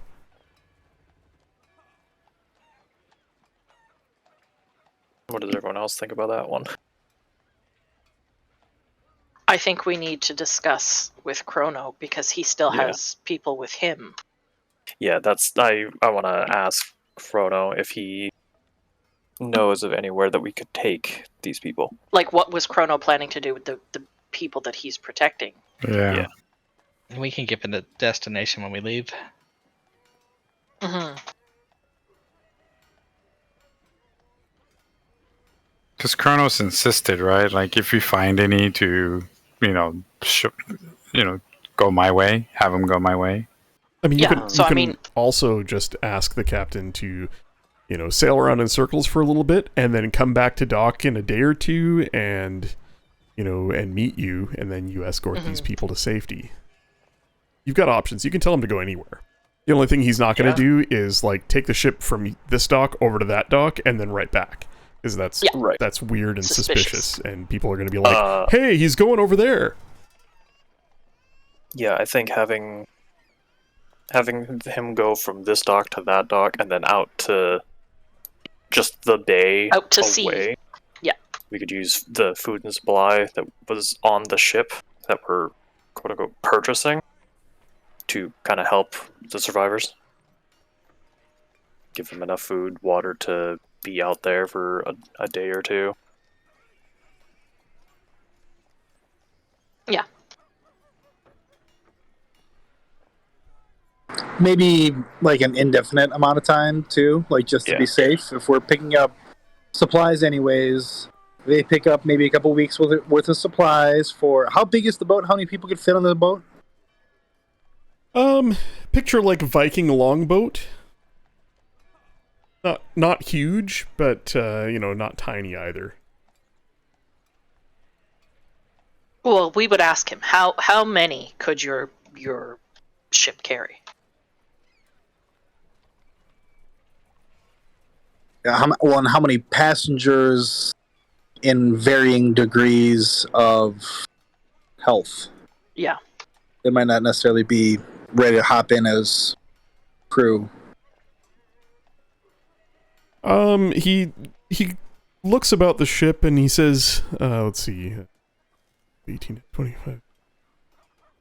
Yeah, here's about the size and shape of boat I'm looking at here.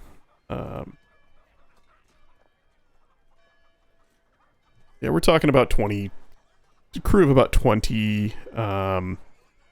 They could probably take, he says, we could take, another 12 to 15 comfortably for a few days.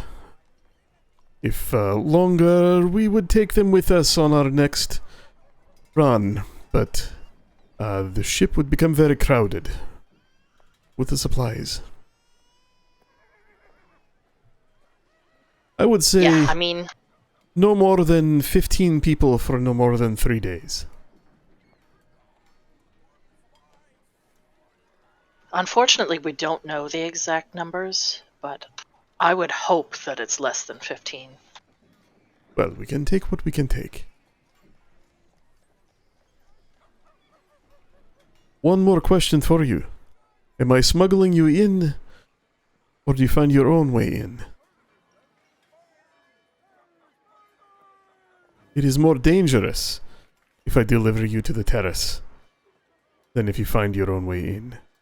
Much easier for us to arrive under the guise of a merchant vessel with a special delivery for a noble house than if we bring you with us. Unless you don suitable disguises and help move some of the purchased supplies. I could perhaps arrange carts, wagons for the crates of supplies I buy for you.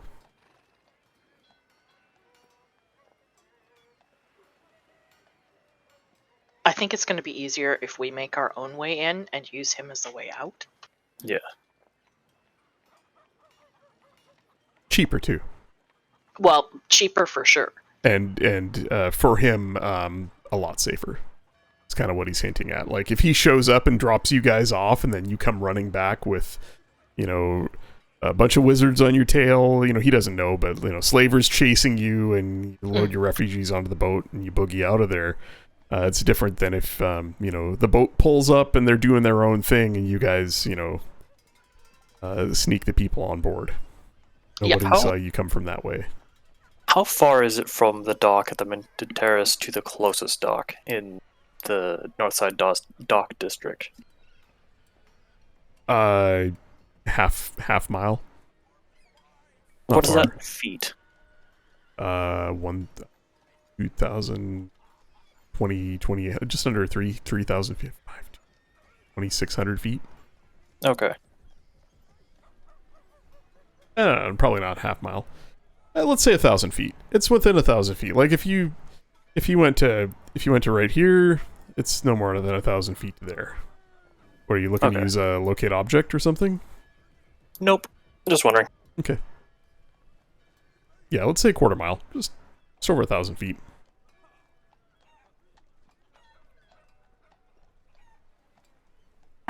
So, to recap, this is the plan. Sorry, it's loud.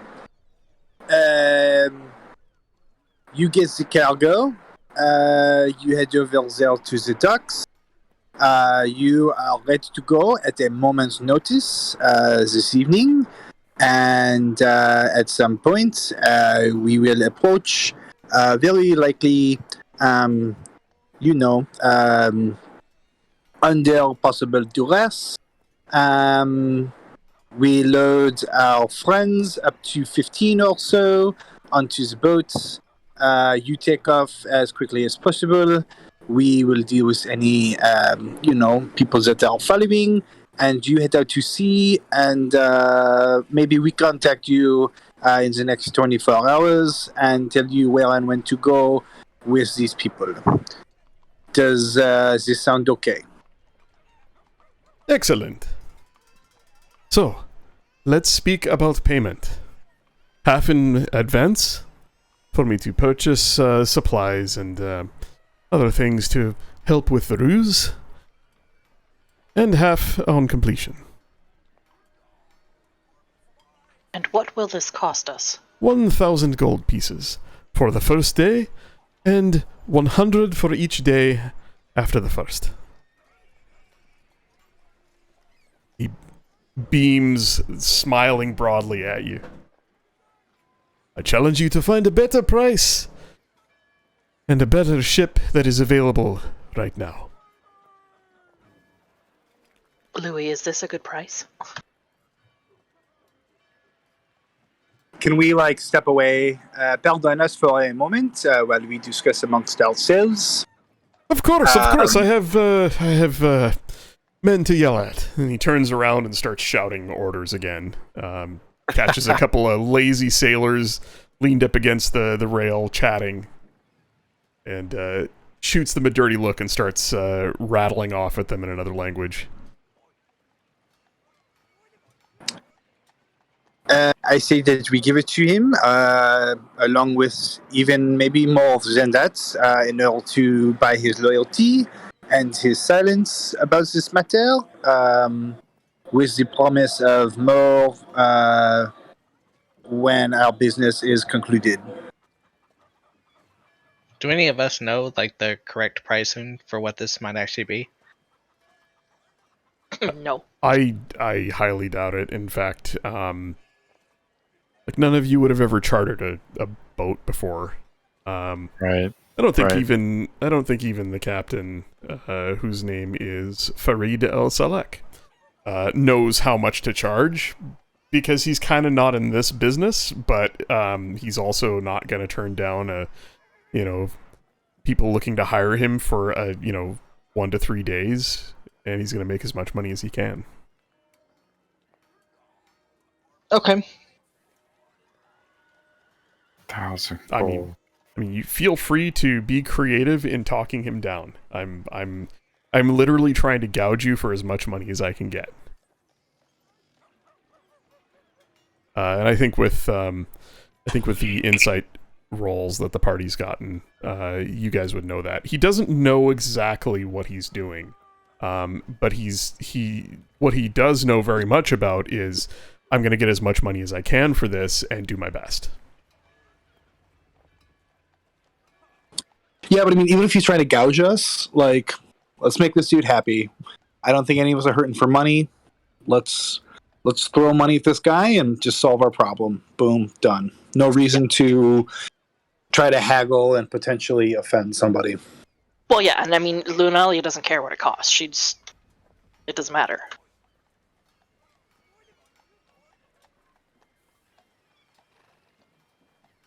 Noro doesn't care for coin.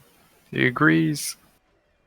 Lunalia is going to reach into her pouch and she's going to pull out a gem that she's had on her for quite some time.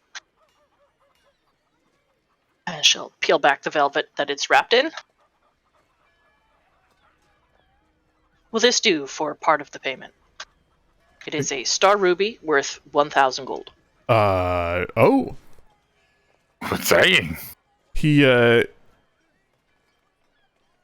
deftly grabs it from your hand and spins it around between his fingers, holds it up to the sunlight, and peers into it, and then tosses it up in the air and catches it. This is certainly more than half in advance. I cannot split it. This will do. You have my word. The word of Farid El Salek, captain of this fine vessel. So, if we were to give him, say, 500 G on top of that... I'm not sure what you're going for. You he just wanted paid him 1,000 plus... Huh? Oh, okay, yeah, like if you paid him that plus 500 for up to 5 days. Yeah. Yeah, he would certainly take that. But maybe we should like not give him everything up front and say Right, yeah. there will be another. Let's just say there will be another 1,000 gold. We could say at once this is completed. If we wanted to give him more than enough. Mm-hmm. Yeah, this would be the half right now. Well, Lunalia's got another gem, so... How did you get these? She's had them for a long time. They're just really nice to look at, so, what's she going to do with them? And that's it. You're leaving the gem with him. That's done. Okay. Well, he pockets it deftly, and he says, "Well, I will set about buying some merchandise to make our arrival look genuine.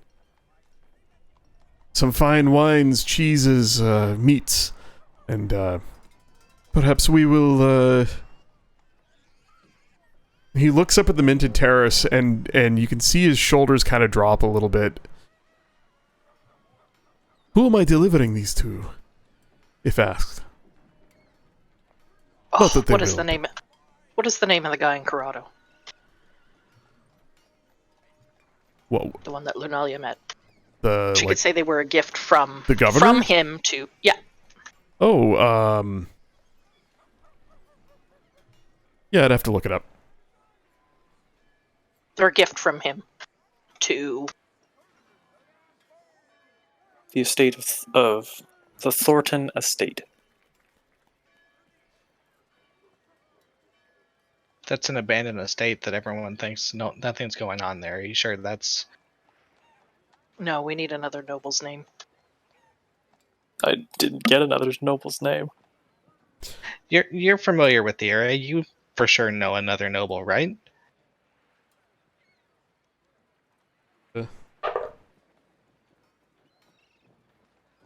Certainly. Letting your insight checks stand, not at all. He has no idea. He's gonna make it up though. He's gonna. You can tell he's bullshitting, but he's gonna do his best to figure it out. Wouldn't Scribble know who some of the prominent family members are in the city? I mean, he's got a book. It's a little That's true. outdated, but he's got a book. So yes. Good, All right, We're yeah, I given- just look at my book and find a name. We're giving this guy enough fucking money. He can figure it out. Like he seems genuine. He just seems like he's bullshitting the details he doesn't know, but you get the feeling he's gonna try and figure it out between now and then. So it's up to you. Especially after that shiny in his hand. Mm-hmm. Yeah, we just gave him like 1,000 gold gem. He can figure it out. Yep. Well, my friends, I have much work to do before nightfall. Tell me, how will I know when you are coming? Oh, you'll know.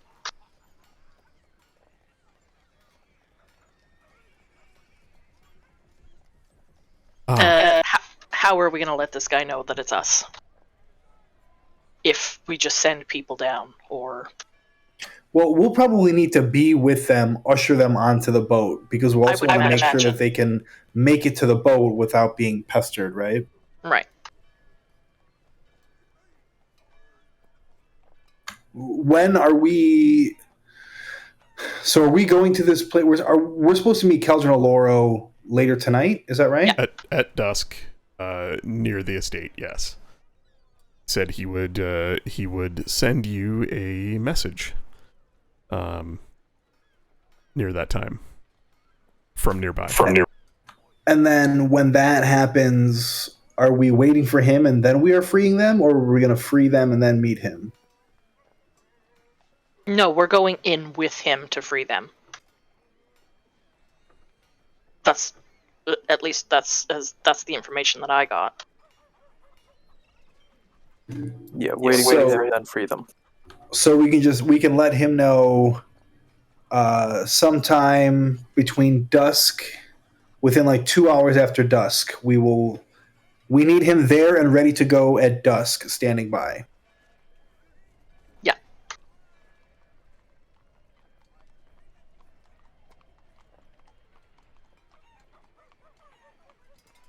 Very well. We will dock at dusk. And stay for as long as we are allowed. I will do what I can to make sure that it is as long as possible to buy you time.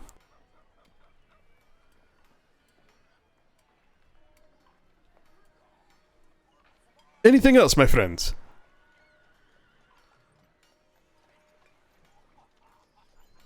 Not that I can think of.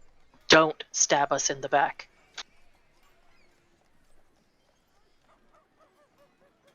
He We looks have at ways of finding you. he looks at you and his eyes narrow, and he gets very serious for a minute and says, "My dear, I always stab in the front so I can watch the light leave the eyes, Good.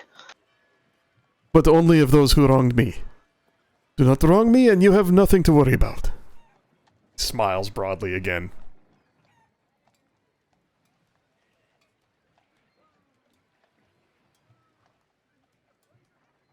All right.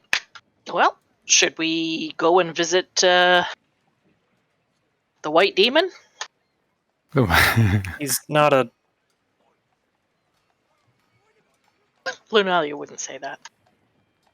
I don't know, I feel like it's something she would say. No, she wouldn't.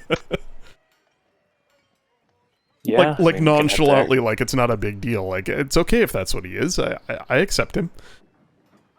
there. We keep calling this Silas guy a red demon. Why can't Chrono be a white No, demon? no. He's a devil. Mhm. Oops. Yeah, she calls him a red he's a devil. tiefling. Yeah, red devil. Yeah, that's it. It has nothing to do with what he looks like. It's just what he is. He's a snake. Well, you part ways with your new partner in crime, Farid Al Salek, and make your way where to the Temple of Bahamut in South Bank Commons, or somewhere else. Yes. No, I'd want to head there unless there's something else anyone else wants to do. No, I think that's good.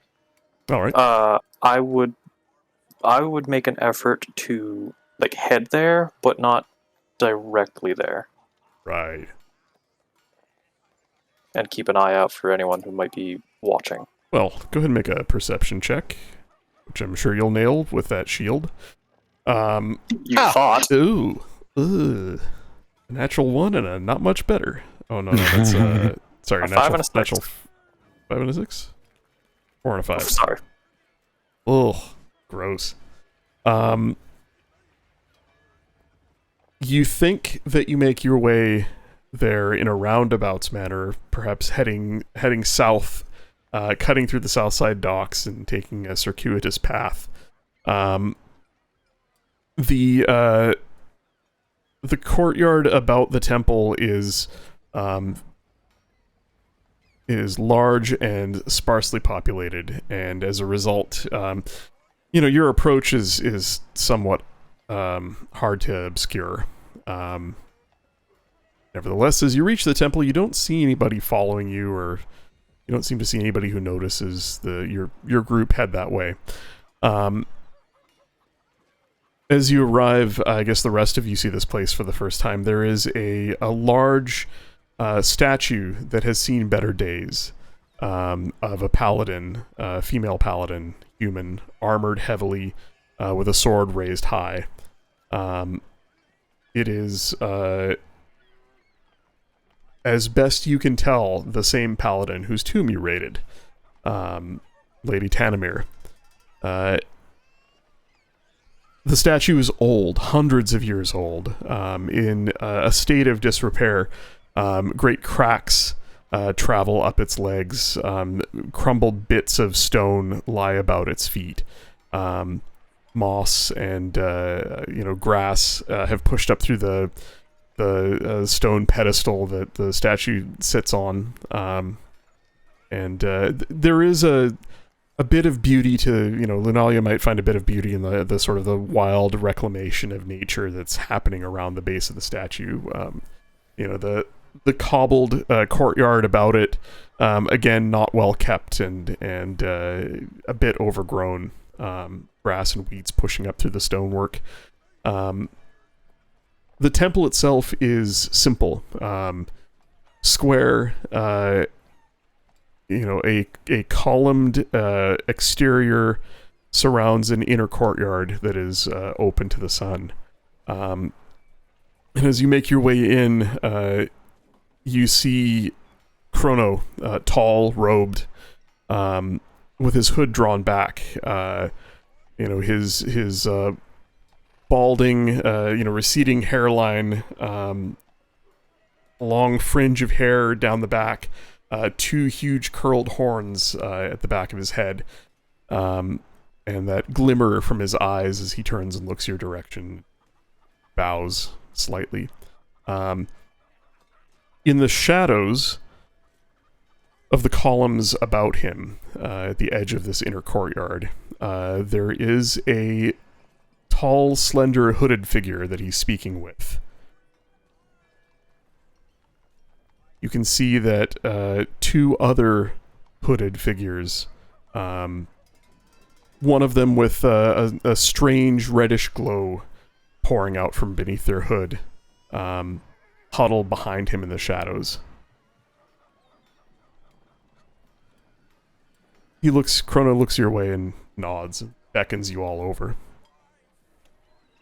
Come, friends. It is good to see you again. Likewise.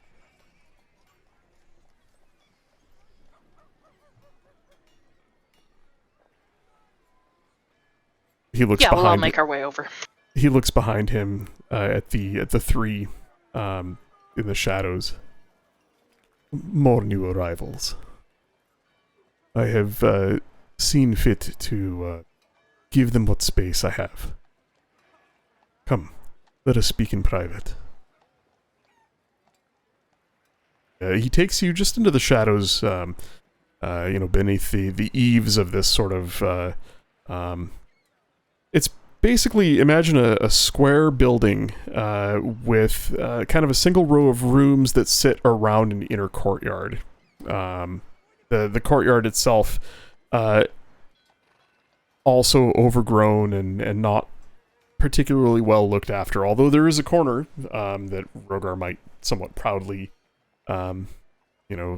gaze at that is a little cleaned up after a morning's work that he spent there.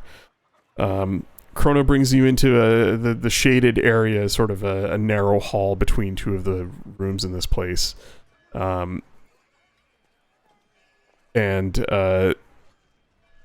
He just turns and says, "So, what brings you here? Any news?" Yes, we've made plans to go to the estate that the Crimson Order is potentially working out of and keeping other Genasi in. Ah. We've made plans for getting them out and to keep them safe for a day or two. But we don't really have a plan for after that to where to take them or to what to do with them. Well, I am quickly running out of space, but you could bring them here for a few days. I have enough food and water to keep them, well, alive, not comfortable, but safe. But then what? Where will they go after? They can't stay here forever. Yes, I've put some thought into that. I think it would be safer for us to move them out of the city, somewhere where they can be protected, guarded. You know such a place?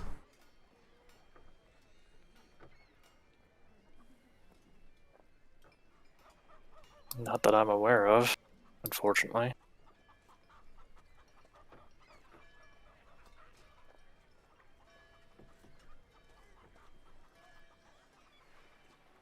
I might have a friend who I've not spoken to in some time who can help us.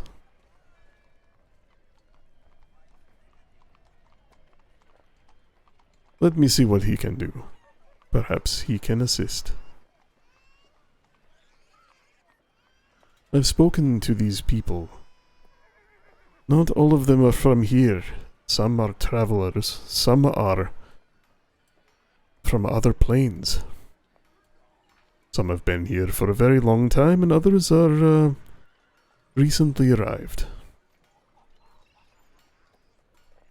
And some have lost loved ones. They were taken or killed. I hope after you do what you do, that we can reunite some of them with their families. I hope so as well. It is a good thing you all are about to do. You do the dragon's work. He will be with you. He will guide and protect you, so long as you walk in his path.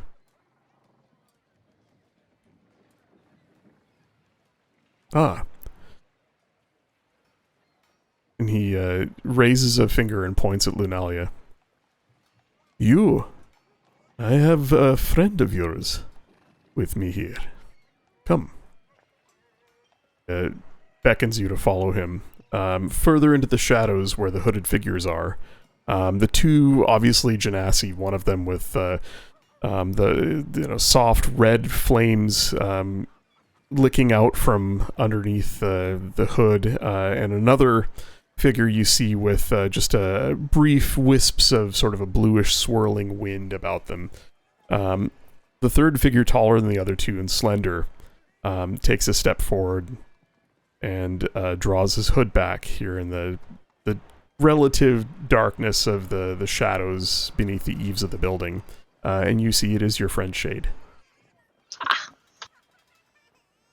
For the first time, possibly ever, you see him smile.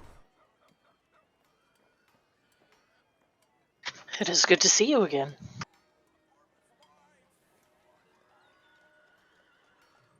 I wish it were under better circumstances. I've been busy. He looks behind him at the other two Genasi. Doing what I can.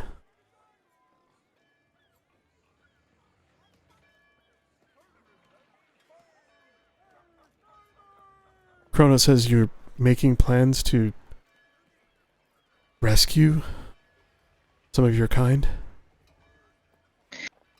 Yes, they're being held somewhere in the Minted Terrace by the Red Robes. Coming with you.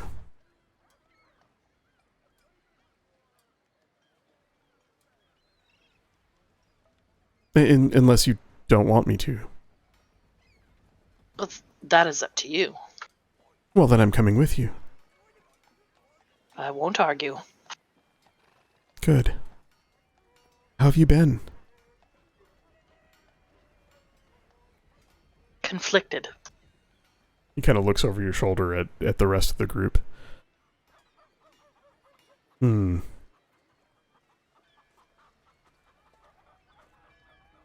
I don't know any of them. Are they all right? Yes. They're all very trustworthy. How are they in a fight?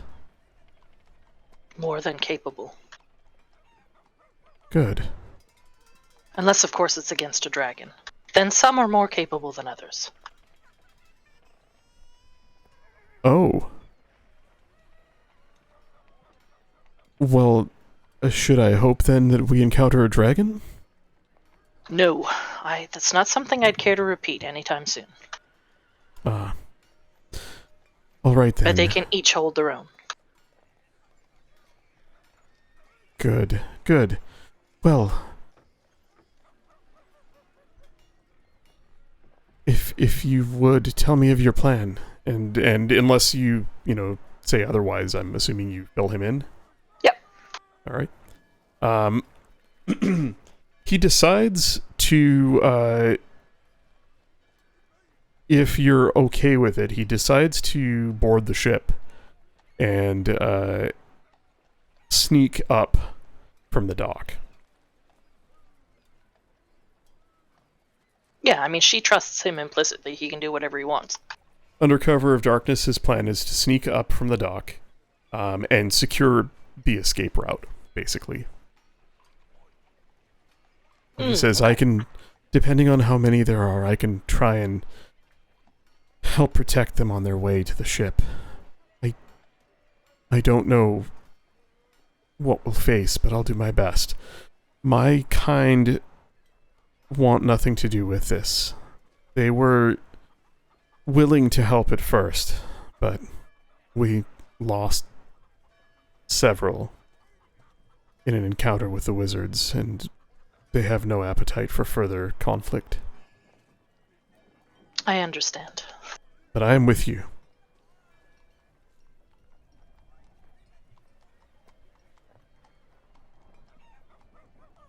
Although I do not know where this boat is, perhaps you can help me find it.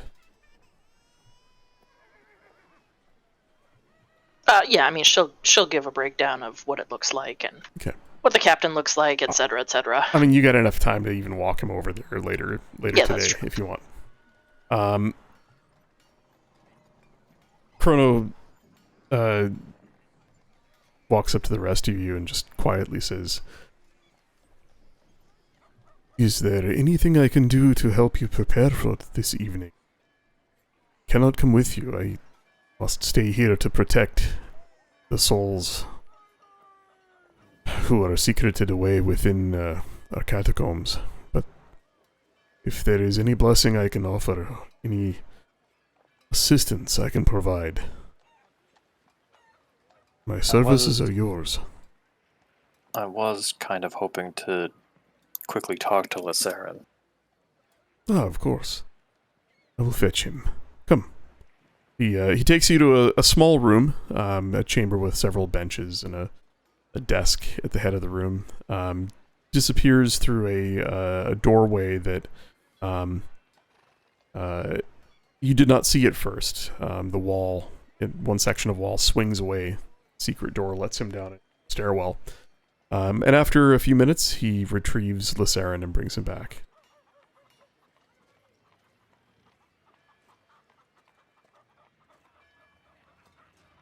Good to see you again, Lysarin. Yes, well, I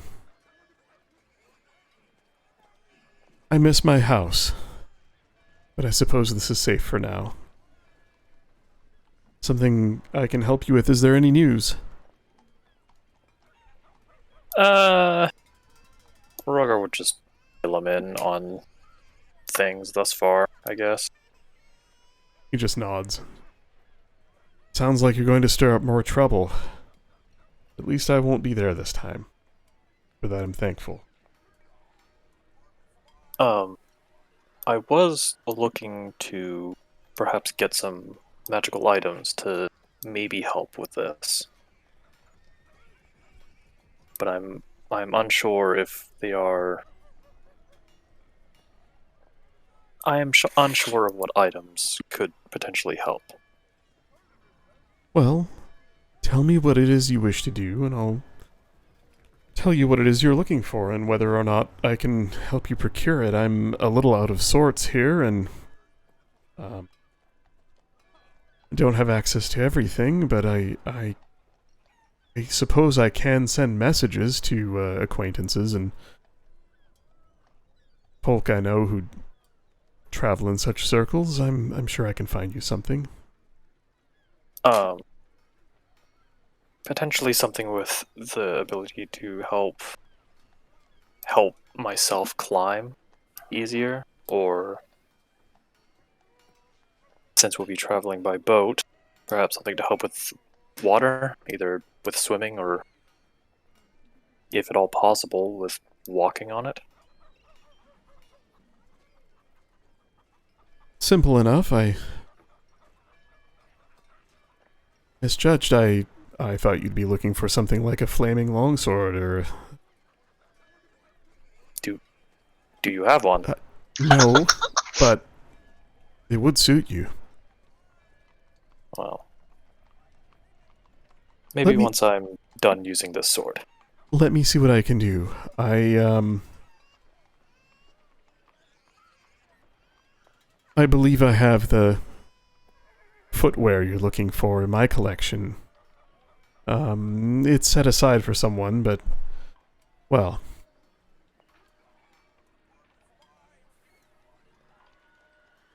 I'm sure you could talk me out of it for the right price. I could also return it if you do still wish to sell it. Well, what is up with you and returning magic swords? Well, it's not a magic sword, it's footwear. It's going to smell like dragon feet. Yeah, he looks down at your large clawed feet, and I'm not even sure how you'd wear it. But I suppose we'll figure that out. Let me speak to a few people. Get back to you. Shortly. Don't go anywhere. Yeah. He looks at Chrono and says, I'll get a quiet place to... Of course. Chrono shows him to a quiet corner of the room, and come, let us leave him to his craft. And Lysarin begins casting sending spells. Before we go, I'm going to talk to Lysarin for a second. So, Lysaren, I have a message from Ham and Sam He for holds you. he holds a finger up and keeps speaking to the air, and then with his finger up for like the next 45 seconds, he nods again, shakes his head, nods. Yes. Sorry, I was busy listening to a message. What is it? Ham and Sam would like to offer you protection.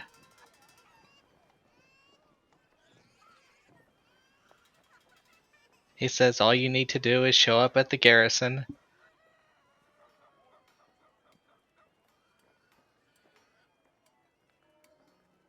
He looks around the room.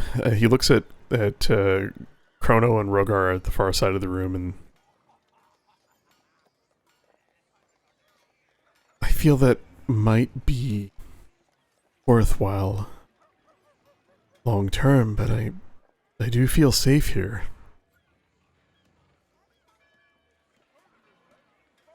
I wouldn't accept it personally, but I told him I would pass the message. He smiles weakly, and I appreciate your fidelity, but were I to answer him, my answer would be no for now. I think it's better if I just don't reply. But if you see him, do tell him you did pass the message along.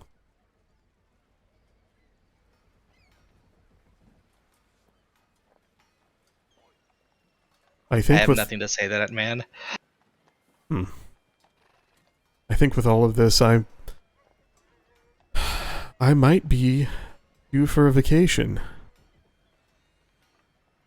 Might ask your friend Louis what Flane is like this time of year.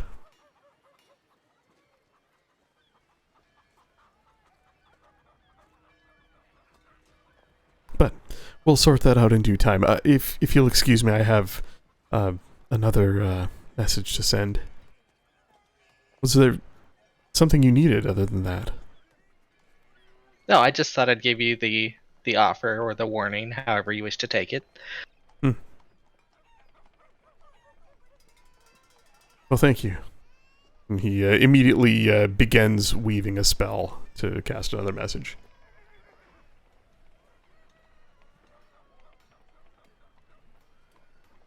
Yeah, that's all I wanted. Lunalia, Chrono approaches you as you're speaking quietly with Shade, and he says, "Come, I have something to show you. If you would," and he reaches out with a hand as if to take yours. Yeah, she'll go with him. He leads you to a secret door in a room where you see Lysaren in the corner sitting on a bench, chatting away at the air, one hand sort of tracing arcane sigils as he does. He pushes a section of wall open, and it swings away quietly. Within, there is a narrow winding stair. He leads you down. You figure you descend at least 75 to 100 feet. Right as you get tired of descending this stair, it comes to a small room. Within the room is a short, plate-armored, very angry-looking woman with dark hair that sort of hangs over one eye. Shield in one hand, a long sword in the other, and she just kind of scowls at you. Emblazoned on the chest plate is a symbol of the Platinum Dragon Bahamut. Somewhat similar to the chest piece that Rogar wears, but a different manufacturer. She just scowls at you from the corner. Don't mind her. She's always like... he leads you through an archway and down a long hall into a fairly large room, columns that support its vaulted ceilings. The brickwork in here is ancient. And you begin to see faces in the dim light. softly glowing red, orange hair on several folk here. The dim light from the torches here illuminates bluish green skin, pale blue-white flesh. 3 individuals you see with pebbly, stony skin. They look like their flesh is somewhat reminiscent of your Goliath friend, but far more pebbly, and they look almost as if carved from stone. But then they turn and move, and their skin flexes as almost as normal skin would, perhaps a little stiffer. Black eyes, flint black, glittering in the dim light. The few that we've given shelter to, the other are plain touched, like yourself.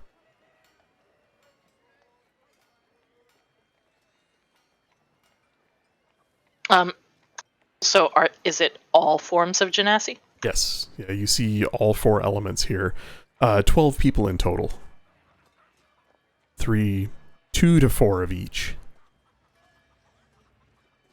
And as you're looking about the room, the fire and air genasi that Shade had brought descend the stairs and walk down the hall behind you. You can see there are, makeshift cots and bedrolls laid out. Some crates of food and skins of water. A few bottles of, wine and some cured meats and other things. So she's going to remove her hood. There are a couple of gasps and, a few sighs of relief.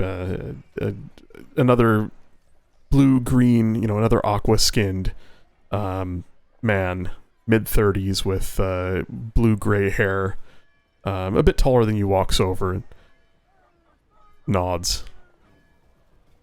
Welcome. Are you hiding here as well? No, I came here looking for you. Not you specifically. A look of surprise turns into a nod of understanding. I'd heard that there was others like me to be found in Dralamar. And it seems I found them. Some of them, anyway. Well, I was just passing through. But I was asked to stay a little longer. I suppose this is okay? I think. Safe, at least. Chrono seems to be trustworthy. Tell me, what's your name? I'm Lunalia. My name is Garen. And, where are you from? Little town, just outside a little town in the back end of nowhere, south of the Mother's Mountains. I doubt you've ever heard of it. I probably haven't. I'm not exactly from here. But 2 others are. He kind of nods behind him at a couple of other similar-looking individuals. One, a short woman with a little extra weight and a few extra years on her, and another tall, very slender man with broad shoulders. Both of them with very similar skin to yours, although neither of them have the distinctly different-looking, almost elvish ears that you have. Those 2 Sorry, are you said they don't have those ears? They don't, no. None of these 3 look exactly like you. They don't seem to have any elven heritage. Ah. And Garen says the others are... Well, their tales are more interesting than mine. My parents, he kind of looks down at his slightly webbed hands. Well, there's not much to say other than I come from a long line of people that look like us, but they are here from elsewhere.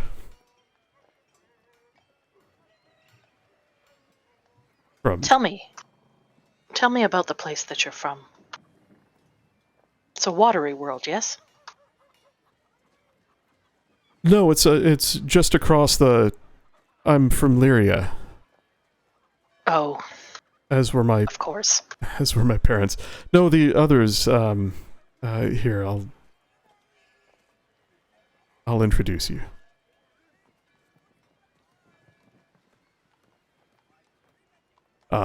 He introduces you to the other two Genasi, Aquan and Gyla. Both of them are from the elemental plane of water. They call it the Great Never-Ending Sea. And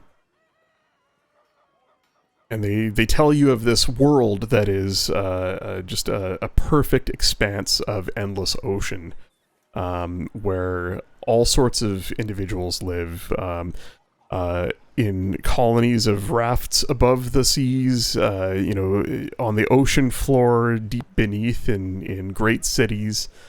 There are craggy, mountainous islands that jut up through the water here and there, and upon them live all sorts of folk. Within the seas, the water itself is alive with the elements. They coexist for the most part peacefully with the elemental beings. And Aquan, the tall, broad-shouldered man, says, "We came here months ago. Our world is not the same. It has been changed inexorably. Yes, I've heard. Some still live beneath the seas, and some still within them, but much of the ocean is gone, taken to sky, steam, burned. It will not return, nor will those who lived within it.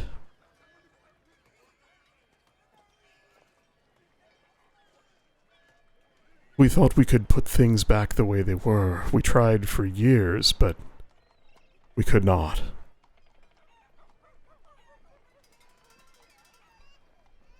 This is something that's been happening for years? Yes. It was sporadic at first, but the flames came more and greater until the ocean boiled. Then turned to steam, cooked those who lived within it, destroyed the elements. It was horrible. We withdrew to the isles, to the depths, where the heat could not reach us. And when the fire subsided, we found the world changed forever.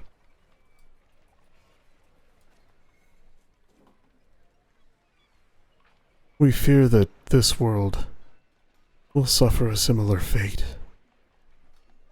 We came here looking for answers, looking for allies.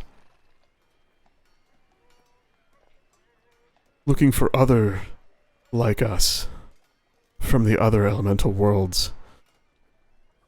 To see if they were all right, to see if they fared better than we did. And have they? He looks at the stone-skinned Genasi towards the back of the room. They felt the flame.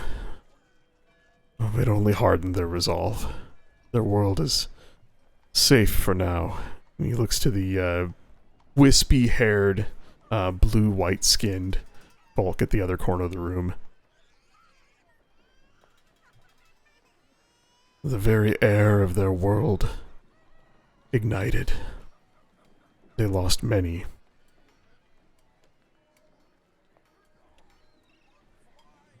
The plane of air is changed forever as well.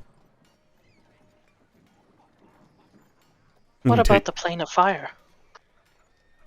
He looks at the fire genasi, the two that were in the room, and then the third that's just joined them, and they're embracing and speaking quietly.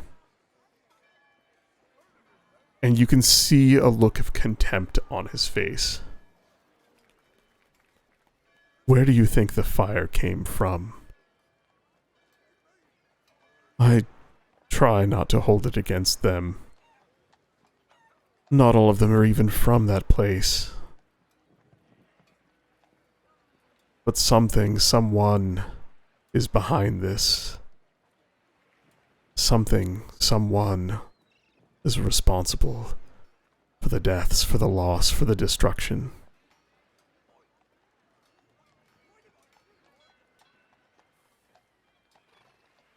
You can see, at first you didn't really notice it because his skin glistens like yours, but there are tears mixing with the moisture on his face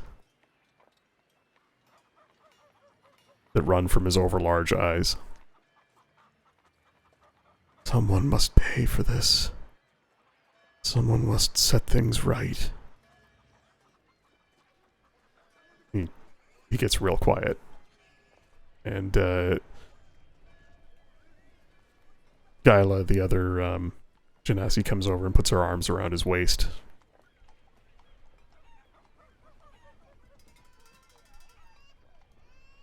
There must be a way to restore what was lost, to undo what's been done.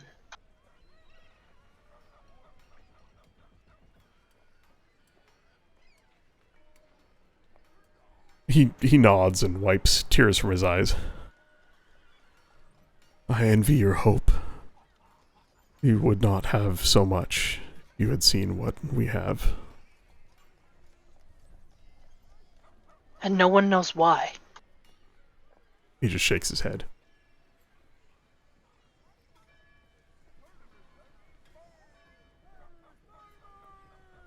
The fire genasi that are here, which ones are there ones that are from the elemental plane of fire? You could ask them and find out. She'll walk over to them and ask. Are any of you from the plane of fire? One of them speaks up. A slender man with a sharp jawline and eyes that flicker yellow. I am. What of it? Are you here to ask me why I destroyed your world? My world is fine. I'm here to ask if your world has fared any better than the others.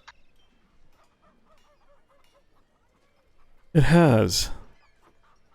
But then fire begets fire. If you've come to ask why I did such a thing, I am at a loss, as is everyone else. This is not something that my people have done. And he kind of looks at you with this he's almost looking down his nose at you, like he's been the target of this line of questioning before. So nothing on your plane has changed. There's been no gathering of power, no change in the way of things. Nothing to indicate why anyone from this plane would have affected the others. Oh, life in the city of brass goes on. The Jinn do as they wish, and the commoners live under their feet. No. I'm a simple merchant. I was here to make deals and sell wares. Until the red-robed ones came for me and others. Happened to be in the right place at the right time, and, well, Chrono and his friends found me. I was one of the first.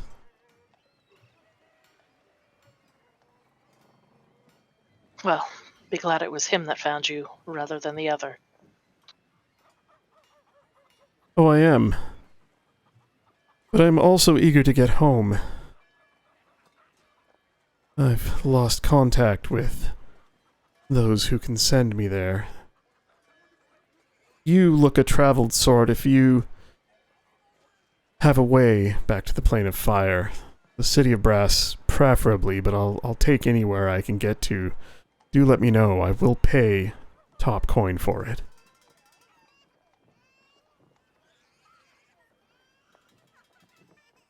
I believe there may be a way, but nothing can be done right now. We must rescue the others like you, like me.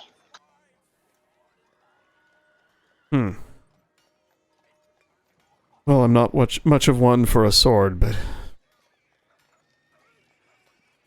I wish you all the best. Good luck. And he just kind of turns, cold shoulders you, goes back to speaking with Fire Jeanette. There is a definite space between the Fire Genasi in this room and the others. Mm.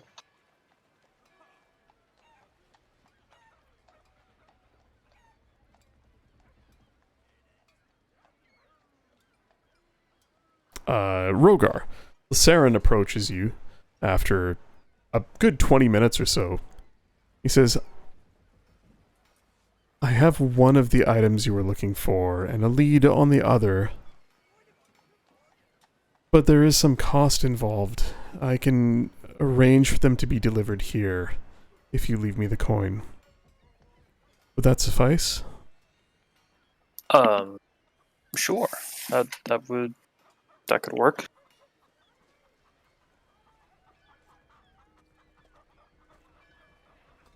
How much would it come to?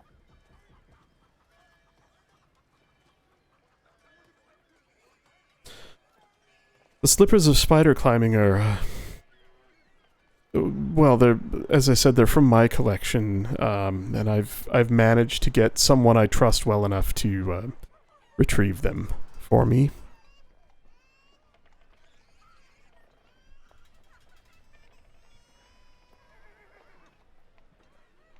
I would let you have them for 300 gold pieces. That is below the rate I would normally charge, but after all you've done and what you continue to do, I cannot help but contribute. The other item, however, are you simply looking to... He kind of looks at your armor and goes, I do not think you would swim well in that.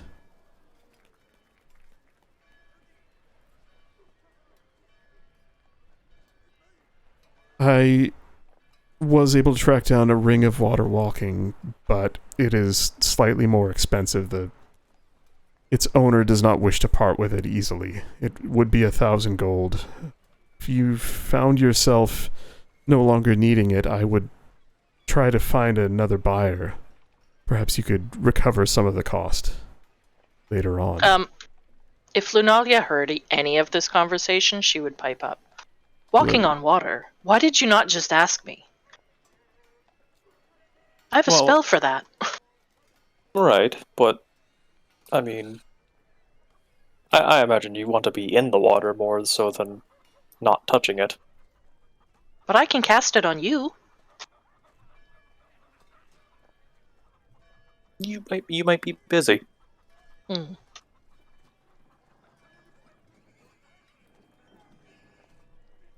Busy druids. Yeah, I mean, she can cast it on 10 people at once. Is it concentration? No. That's pretty crazy. Hot. Lasts an hour.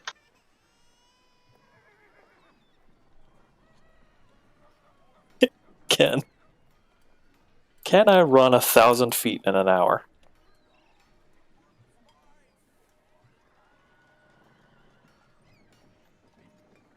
Yes. That's a half mile. I hope so. Yeah, like an hour, that's, yeah, you can, I mean, you can walk, 4 miles in an hour. 3-4 miles in an hour.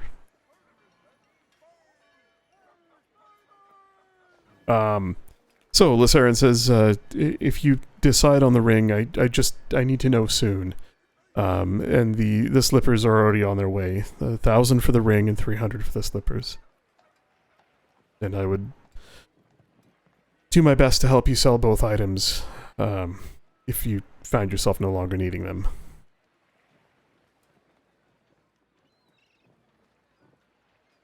Shit. Well, do you have to have that spell prepared? Nope. This is out of... Okay. You don't have to even have it prepared? What the Oh, fuck? I can cast it ritually. Then no, I'll pass on the ring. If you'd like, you could give me 1,000 gold, and I can just cast it on you whenever you want. Nice. She's learning from the Arab ship captain. Yes, clearly. And fast. I guess just the boots then.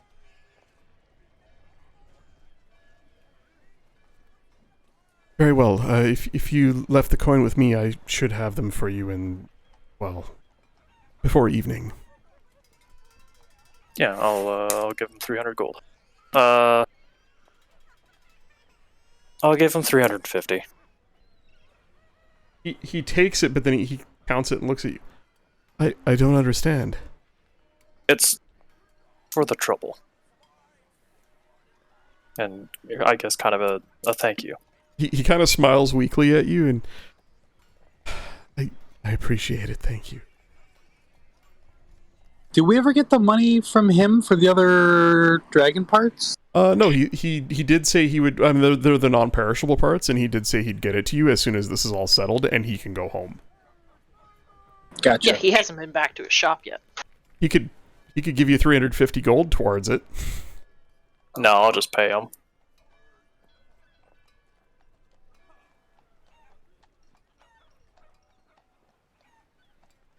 Go ahead and add the item. That way, in case we forget to have you go back to pick it up or whatever, we'll just hand wave it and say you come back and get it before tonight.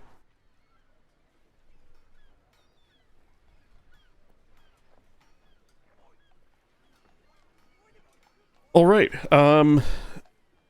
Is there anything anybody else wanted to do while you guys are here? Linalia, any questions you had for the Genasi? You can take some time to think about it and ask them. Like, you can come back and talk to them next week. Don't forget, insight checks are always a handy thing when talking to people you don't trust or know. Oh, is that what those are for? Well, sometimes you guys roll them, sometimes you guys don't. I would also ask Lysarin if he could put another sending spell, if at all possible. Like, if he's not completely out. It's probably tapped out now. Yeah. Oh, like store one in the ring? Yeah.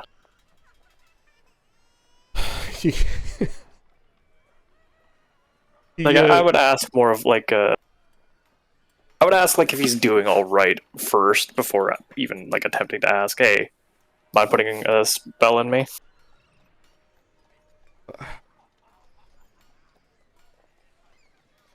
I suppose. I have just the one left.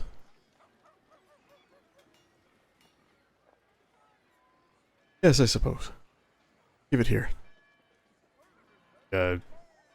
Cast the spell on the ring. You now have a sending spell stored. He thought about it for a minute, but you also gave him extra gold. And, like, saved his life. I'm sorry if you're tapped out. I don't really know anyone else who can cast the spell. No, it's all right. It's what's 25 words less until tomorrow. I will just go back downstairs and make some conversation with the planar folk. He looks across the room at Linalia, realizing he said something out loud that maybe he shouldn't have. You know, labeling her people. Mm-hmm. Mm-hmm. The plainer attuned. Or, just the folk. You people. Yeah.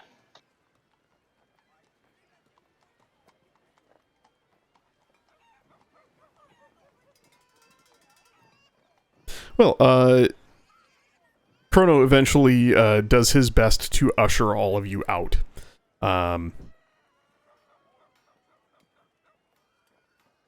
Claiming that hanging around here too much draws unwanted attention. So unless there's anything anybody else wants to do, he sends you along your way to figure out where to go and what to do next. And so, as evening nears, Rogar, you collect your slippers of spider climbing. Go ahead and add those to your character sheet. Linelia, you shade to the ship, where the overly friendly captain and crew welcome him aboard. Captain Farid is a little hesitant, but Shade encourages him to trust that he'll be discreet in his offboarding. Tells him nobody will notice, nobody will see me leave. Under cover of night, no one can see me. And Farid just says, well, I will hold you to that. I expect to see nothing. And unless there's anything else you wish to ask of the captain, Nope. He will follow your plan. Anybody want to talk to? Any prep you want to do before you go? Can I just grab a pebble or something from the courtyard of Chrono's temple? You absolutely can. Yep. Just in case that's somewhere that we wanted to bamf back to? He's over here stealing pieces of the statue. Just break the dick off. The female warrior. Yeah. 2021 fucking. You don't know. Oh my god. Or it'd be like, what race is that? Yeah, I do need to just have a quick look at the Hallow spell. Oh, great, you broke the hallowed spell. Well, no, it's Hallowed Ground, right?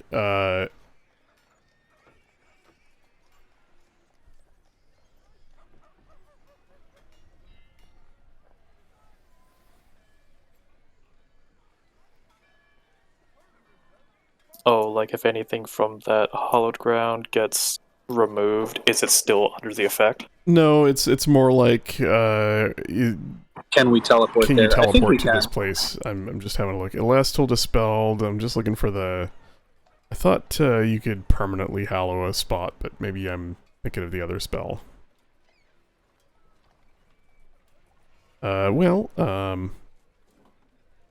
You choose an effect from the following list. Yeah. One would think that that permanently hallowing ground, you'd be able to stack multiple. You know what? You wouldn't know. You wouldn't know, and I don't know either. I guess we'll find out. It'll be interesting. It'll be fine. What could go wrong? Right. What could possibly go wrong? The answer to that is everything. Everything can possibly go wrong. All right. So, evening comes. Tell me where you guys are going. Are you going to just port there from wherever you are in the city, or are you going to go, close to the gate, get close to the area, go up Champion's Ascent and look down from a balcony above and then bamf down, or... No. I think we just go from someplace relatively hidden. I don't think we need to get close. I don't think that makes a difference. We're going to use the teleport crystal then? Yep. And it's charged? Yep. Cool. How many charges does it have? 2. Alright. You gather around, and it's been a while since you've used how it. many charges does it have? Sorry. It has 2. Cool. And I don't remember if you were around when you guys got this thing or not, but you basically charge it using hit dice. Yeah. Yeah. It's been charged for a while because we haven't been using it. Right. It is a dull blood red gem that as you hold it in your hand, it pulses with a warmth and a soft glow. Linelia, as you concentrate on it and you take the small piece of stone that Louis collected from the site, you focus on it and visualize yourself, friends, in that space. There is a gut-wrenching twist in reality as you're all sort of torn sideways out of space and time, and appear with a pop in your destination. A shaded spot in an alley with a bend at one end and open to the rays of the setting sun on the other. Not a soul in sight as you land on the Minted Terrace. So, from this relatively secluded spot, how are you going to make your way? Looking at the map, you're going to guess you're probably a half mile away from your destination through, through the wide streets of this affluent part of town. How are you going to get there? Looking at the map, how far away are we? About a half mile.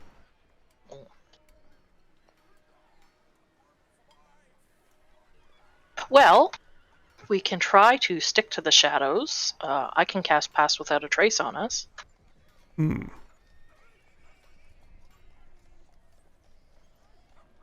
That will definitely help. Then if you want to cast that, giving everybody a +10 to their stealth check, let's go ahead and have the party all make a stealth check. Gotta find it before I can cast it. Even Clunky Tin Can Dragon. Yep. I don't get disadvantage anymore. Oh? The breastplate doesn't give me disadvantage. Oh, because it's medium armor? I think so.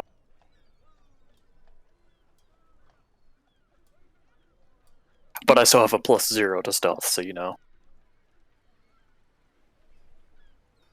You are correct. There is no stealth modifier nor strength requirement. The only thing is it limits your dex modifier. Oh my god. To AC. So a 28 from Rogar, a 19 from Scribble, 27 from Louis, a 18 from Linalia. Wait on a roll from Noro. Hummer, wake up. See. Where is the stealth roll? I only have my highlighted red ones. Oh my god. Ooh. Good. And a total no. of 14 from Noro.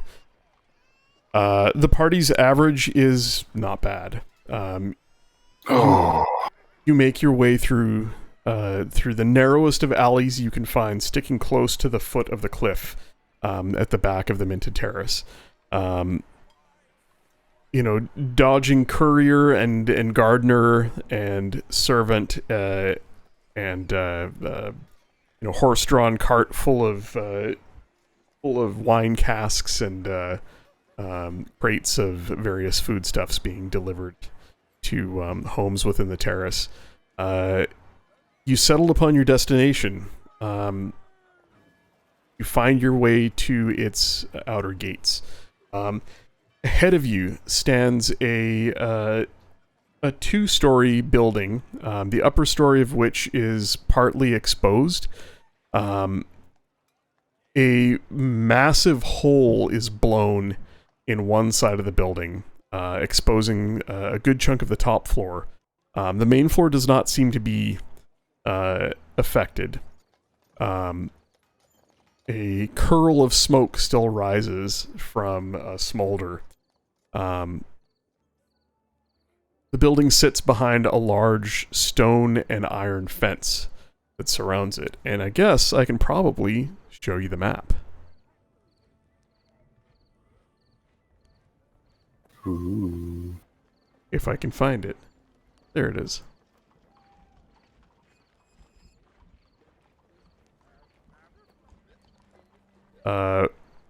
Within this large building, believe is your goal. Outside, you see, you find a vantage point using your stealth check. You very definitely defeat the passive perception of the several hired hands who walk the grounds, the narrow grounds around this manor house. You can see a couple on the porch, and a few near exterior entrances into the building. Hired muscle. They look like thugs from around town. Probably not a big deal to fight, but well, why don't we get a perception check from somebody here Sure. to see what you can learn by observing. Where would we be approaching this map from? You tell me. The front entrance, a flight of stairs that leads up to a large covered porch, is at the bottom of the map. Scouting around, there is a rear gate in the large stone and ironwork fence, and there is also a side gate that you see that sits below what you think is a small, raised like outdoor pond. I think that's it for. And there's the holes blown in this somewhere? There's no holes blown in the gate. There is a massive chunk of the second floor of the home that is blown open and burnt. Which side of the building is that on? That is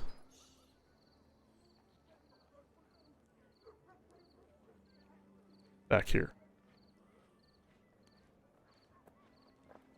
It just stopped being blurry for me. Yeah, it takes a while to load. It's a 5 or 6 meg JPEG. Roll20 is kind of slow to load sometimes. More like JPEG, am I right? Oh, No, just me. just you. Just you. Just you. Okay, so the hole is towards the back. Mm-hmm. If we were to go around, would we be able to see into the building through the hole? Yes. I would ask for a stealth check and a perception check. No, sorry, you wouldn't see into the building from the hole because it's there is no good vantage point where you can look down into the building. At street level, the building rises above you. Okay. Yeah. What you can tell is, and while I do have a second story map for this building, I'm not going to use it. The second story is basically rendered useless by the fire damage. Okay. It looks like Ember's distraction was pretty effective. And the second floor of the building's been toasted. But the first floor, built hardy and hail from stone, looks to be relatively intact. And we see no red-robed acolytes or anything on the property? Not walking the grounds, just a bunch of hired thugs. Like, Scribble would, at a glance, recognize these guys as just, a bunch of, kind of like the 3 guys you did away with in that Right. in that house in Gloomlight. Just a bunch of, up to no good thugs from around town. Throwing a bit of coin to keep an eye on this place. Lunalia, with your perception check, you notice one of them, and then another, and then another. They all have a horn at their belt. So while they may not be particularly dangerous to engage in combat, they would likely, at any sign of trouble, rouse anyone within. Right.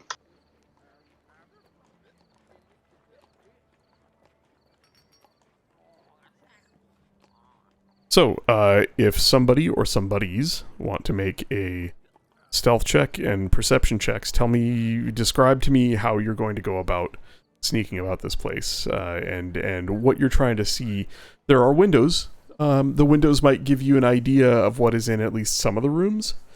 Maybe even give you a glimpse of who is within.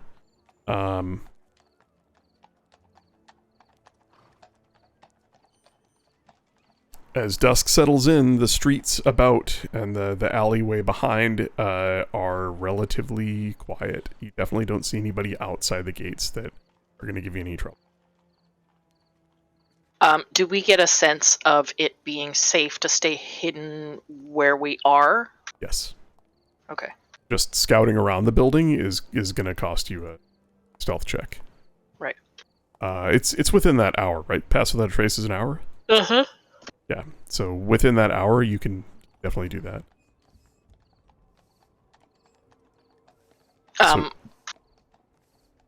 Would our previous... so we'd need to roll stealth again? Mm-hmm. Okay. Well, I assume we're not all wandering around together, so No, it's that's one of what us. Who's going to scout, and how are you doing it? I say somebody with good stealth. Yeah, it'd probably be me. Yeah. Someone else with me. You and, I don't know, Louis? Doesn't Louis have good stealth? No. Oh. I think maybe it's just Scribble. None of us are very dexy. No, I've got +1. Noro's a potato, and Rogar is Clunky McClunkerstein. Well, you have +10, though. And we all people, have plus. only people near Lunalia have +10. Yeah. Oh, really? No, I think that only is only for the casting. I don't think you have to stay near me. Let me double check. Yeah, the text is a little bit vague. Typically with spells, once it's cast, the targets can move away from you, but it does say a veil of shadows and silence radiates from you. Oh, yep. Yeah, for the duration, each creature you choose within 30 feet of you. And that kind of implies you can shift it to different creatures during that duration. You're not stuck with who you originally picked, but I feel like that's open to interpretation. Not like you're ever going to have more than, that many people with you. Yeah, okay. I mean, I could go with Scribble, and he could do the peeking through the windows. Well, yeah, I mean, you could also wild shape and hold concentration, right? Yeah. But I only have one wild shape left. Well, if the two of you want to go, that +10 is pretty enticing. Yeah. Okay. I will go so roll that a Scribble 1. has bonus. What I'm going to do is I'm going to put...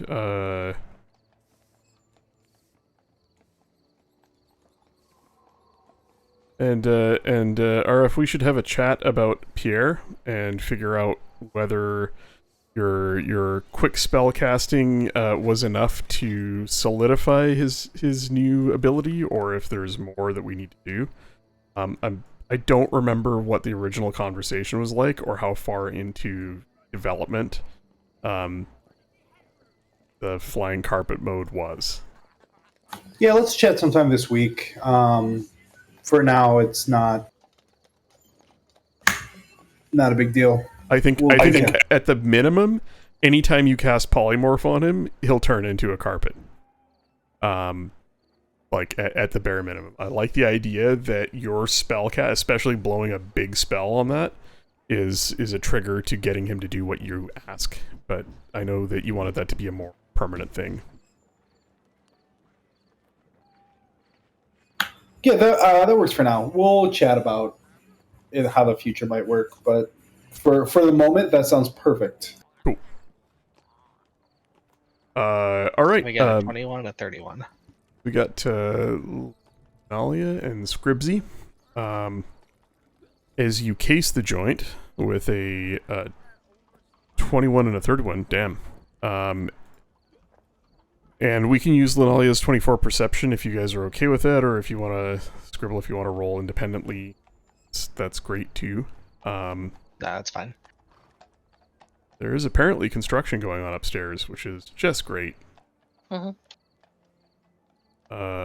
I will reveal some parts.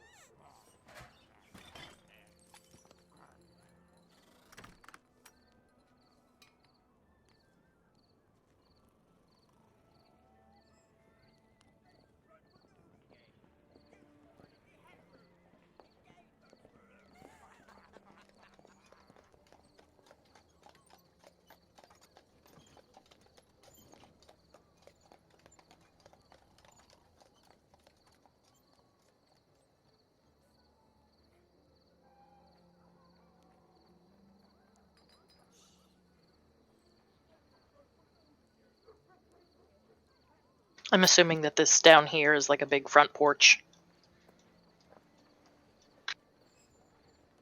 Yes, yeah, it's a large covered porch. I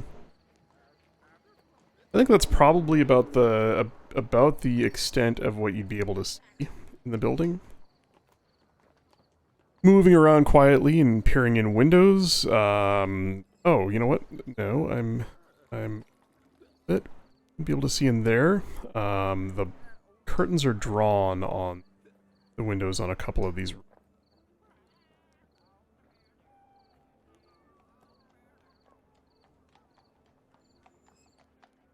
Right here.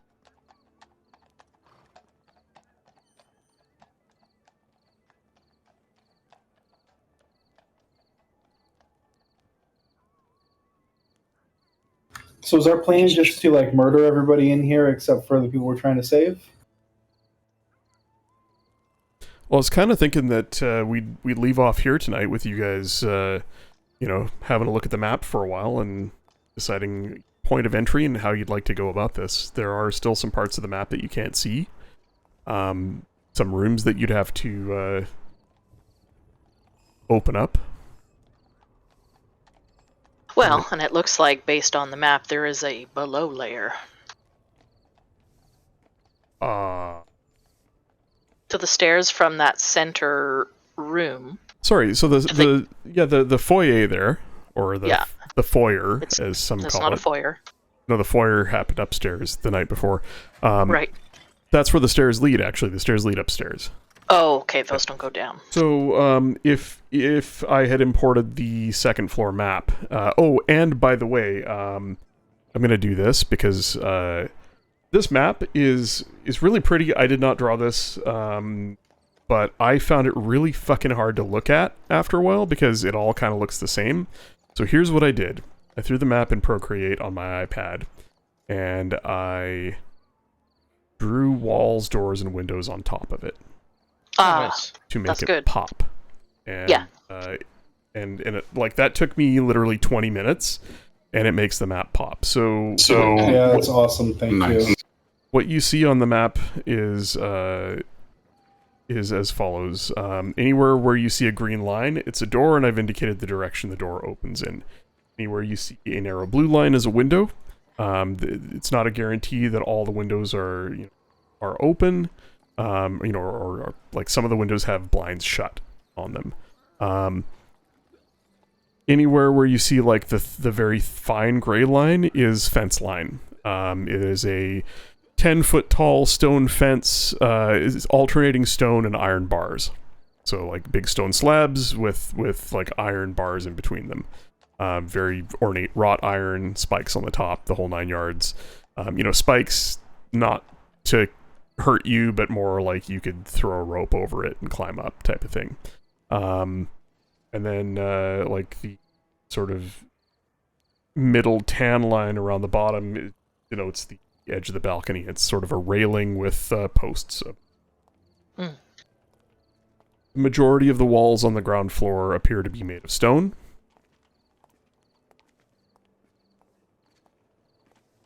And from what you can see, the exposed rooms are a decent-sized dining hall, a large entertainment space. It's got a large banquet table, several smaller tables about, and like a stage for a bard in the middle, high ceiling, a beautiful chandelier hanging there. These rooms in the back appear to be quarters. Many of them have beds, and some of them have like table chairs or a study. There is a very foggy window here that you believe might have a steam room or a sauna behind it. The blinds here are shut on the windows there. It might be private quarters. You see through a stained glass window here what looks like boxes and crates, probably a pantry, big supply room. My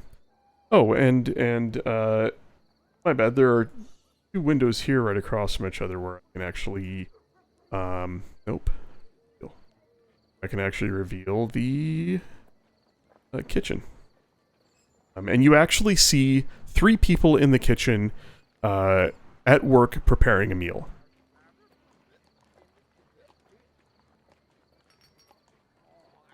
Okay.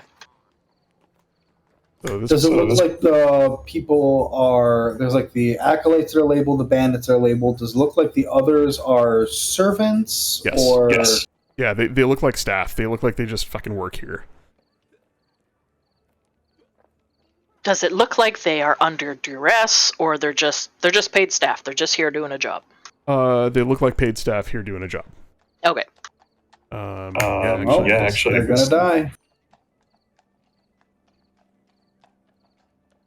Gonna reveal a little bit more here. I'm just kind of looking at the angles of doors and windows and stuff, and see.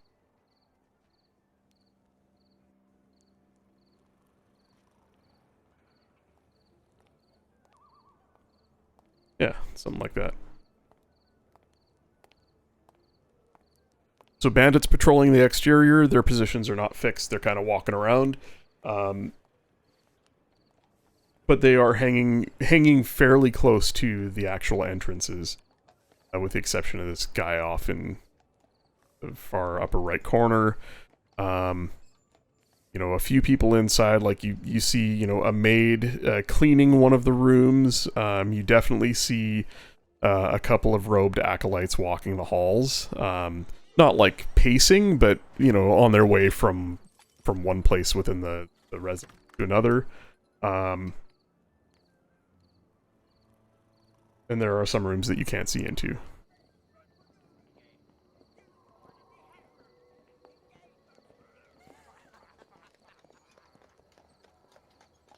Anyway, I'll leave that for you guys to look at, ponder, think about for next week. If you have any questions, feel free to, put them together and send them my way. I will do my best to answer them in the perspective of what your characters would be able to intuit. And it's the assault poker begins is right next here. Mm-hmm. Like, is that a wall that you can't walk through? It is fence the same. It's fence the same as the fence that surrounds the building. Oh, okay. Yeah, it is. What you see right there is actually wrought iron bars. Then here is stone fence. It's 10 foot high, just like the rest of it. The same goes for this side, and what is in here is a small courtyard with I'm not really sure what this circle thing is, but some sort of it's a table magical with chairs, fire isn't it? pit. I don't know. That's where they play those are D&D. chairs. Yeah, you know what? It's That is where they apparently play. not important. Yeah, that's where they play D&D when the weather's nice and in a well. To throw your That's dice where in, they they do. aren't performing properly. And then along the bottom here, is that wall or fencing or what? It is a large veranda, like a large elevated porch, upon which are a couple of small coal pits with chairs about them. There are a pair of bandits sitting about one having a chat. And it sits a good, 6 or 7 feet off the ground, with double wide steps that lead up to a gate. A closed gate in the front. This brown that surrounds it, I'm assuming, is just greenery. It's street. It's like street and greenery. Okay. Assume there are, there's a bush here and there that you can sneak from, like, bushes to bushes on the outside of the back, what shows as the north side here on the map, is pretty much just wall and cobbled street. Okay.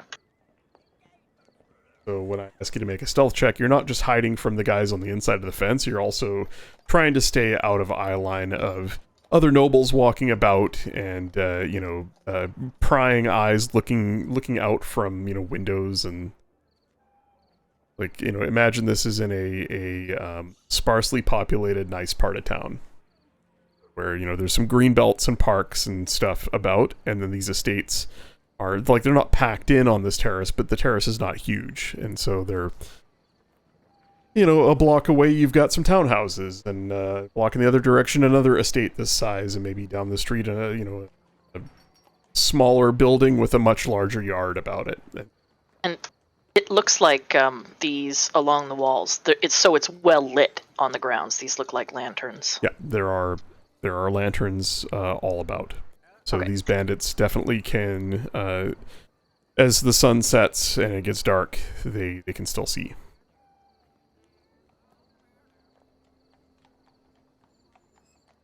Unless you knock them out. The bandits or the lanterns, either way.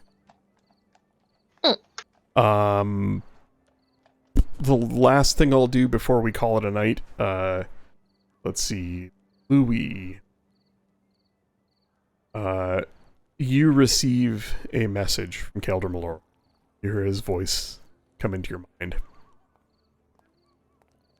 I'm in position. I will move soon, as soon as I hear from you. Invisibly. My main goal is to find her. Where are you?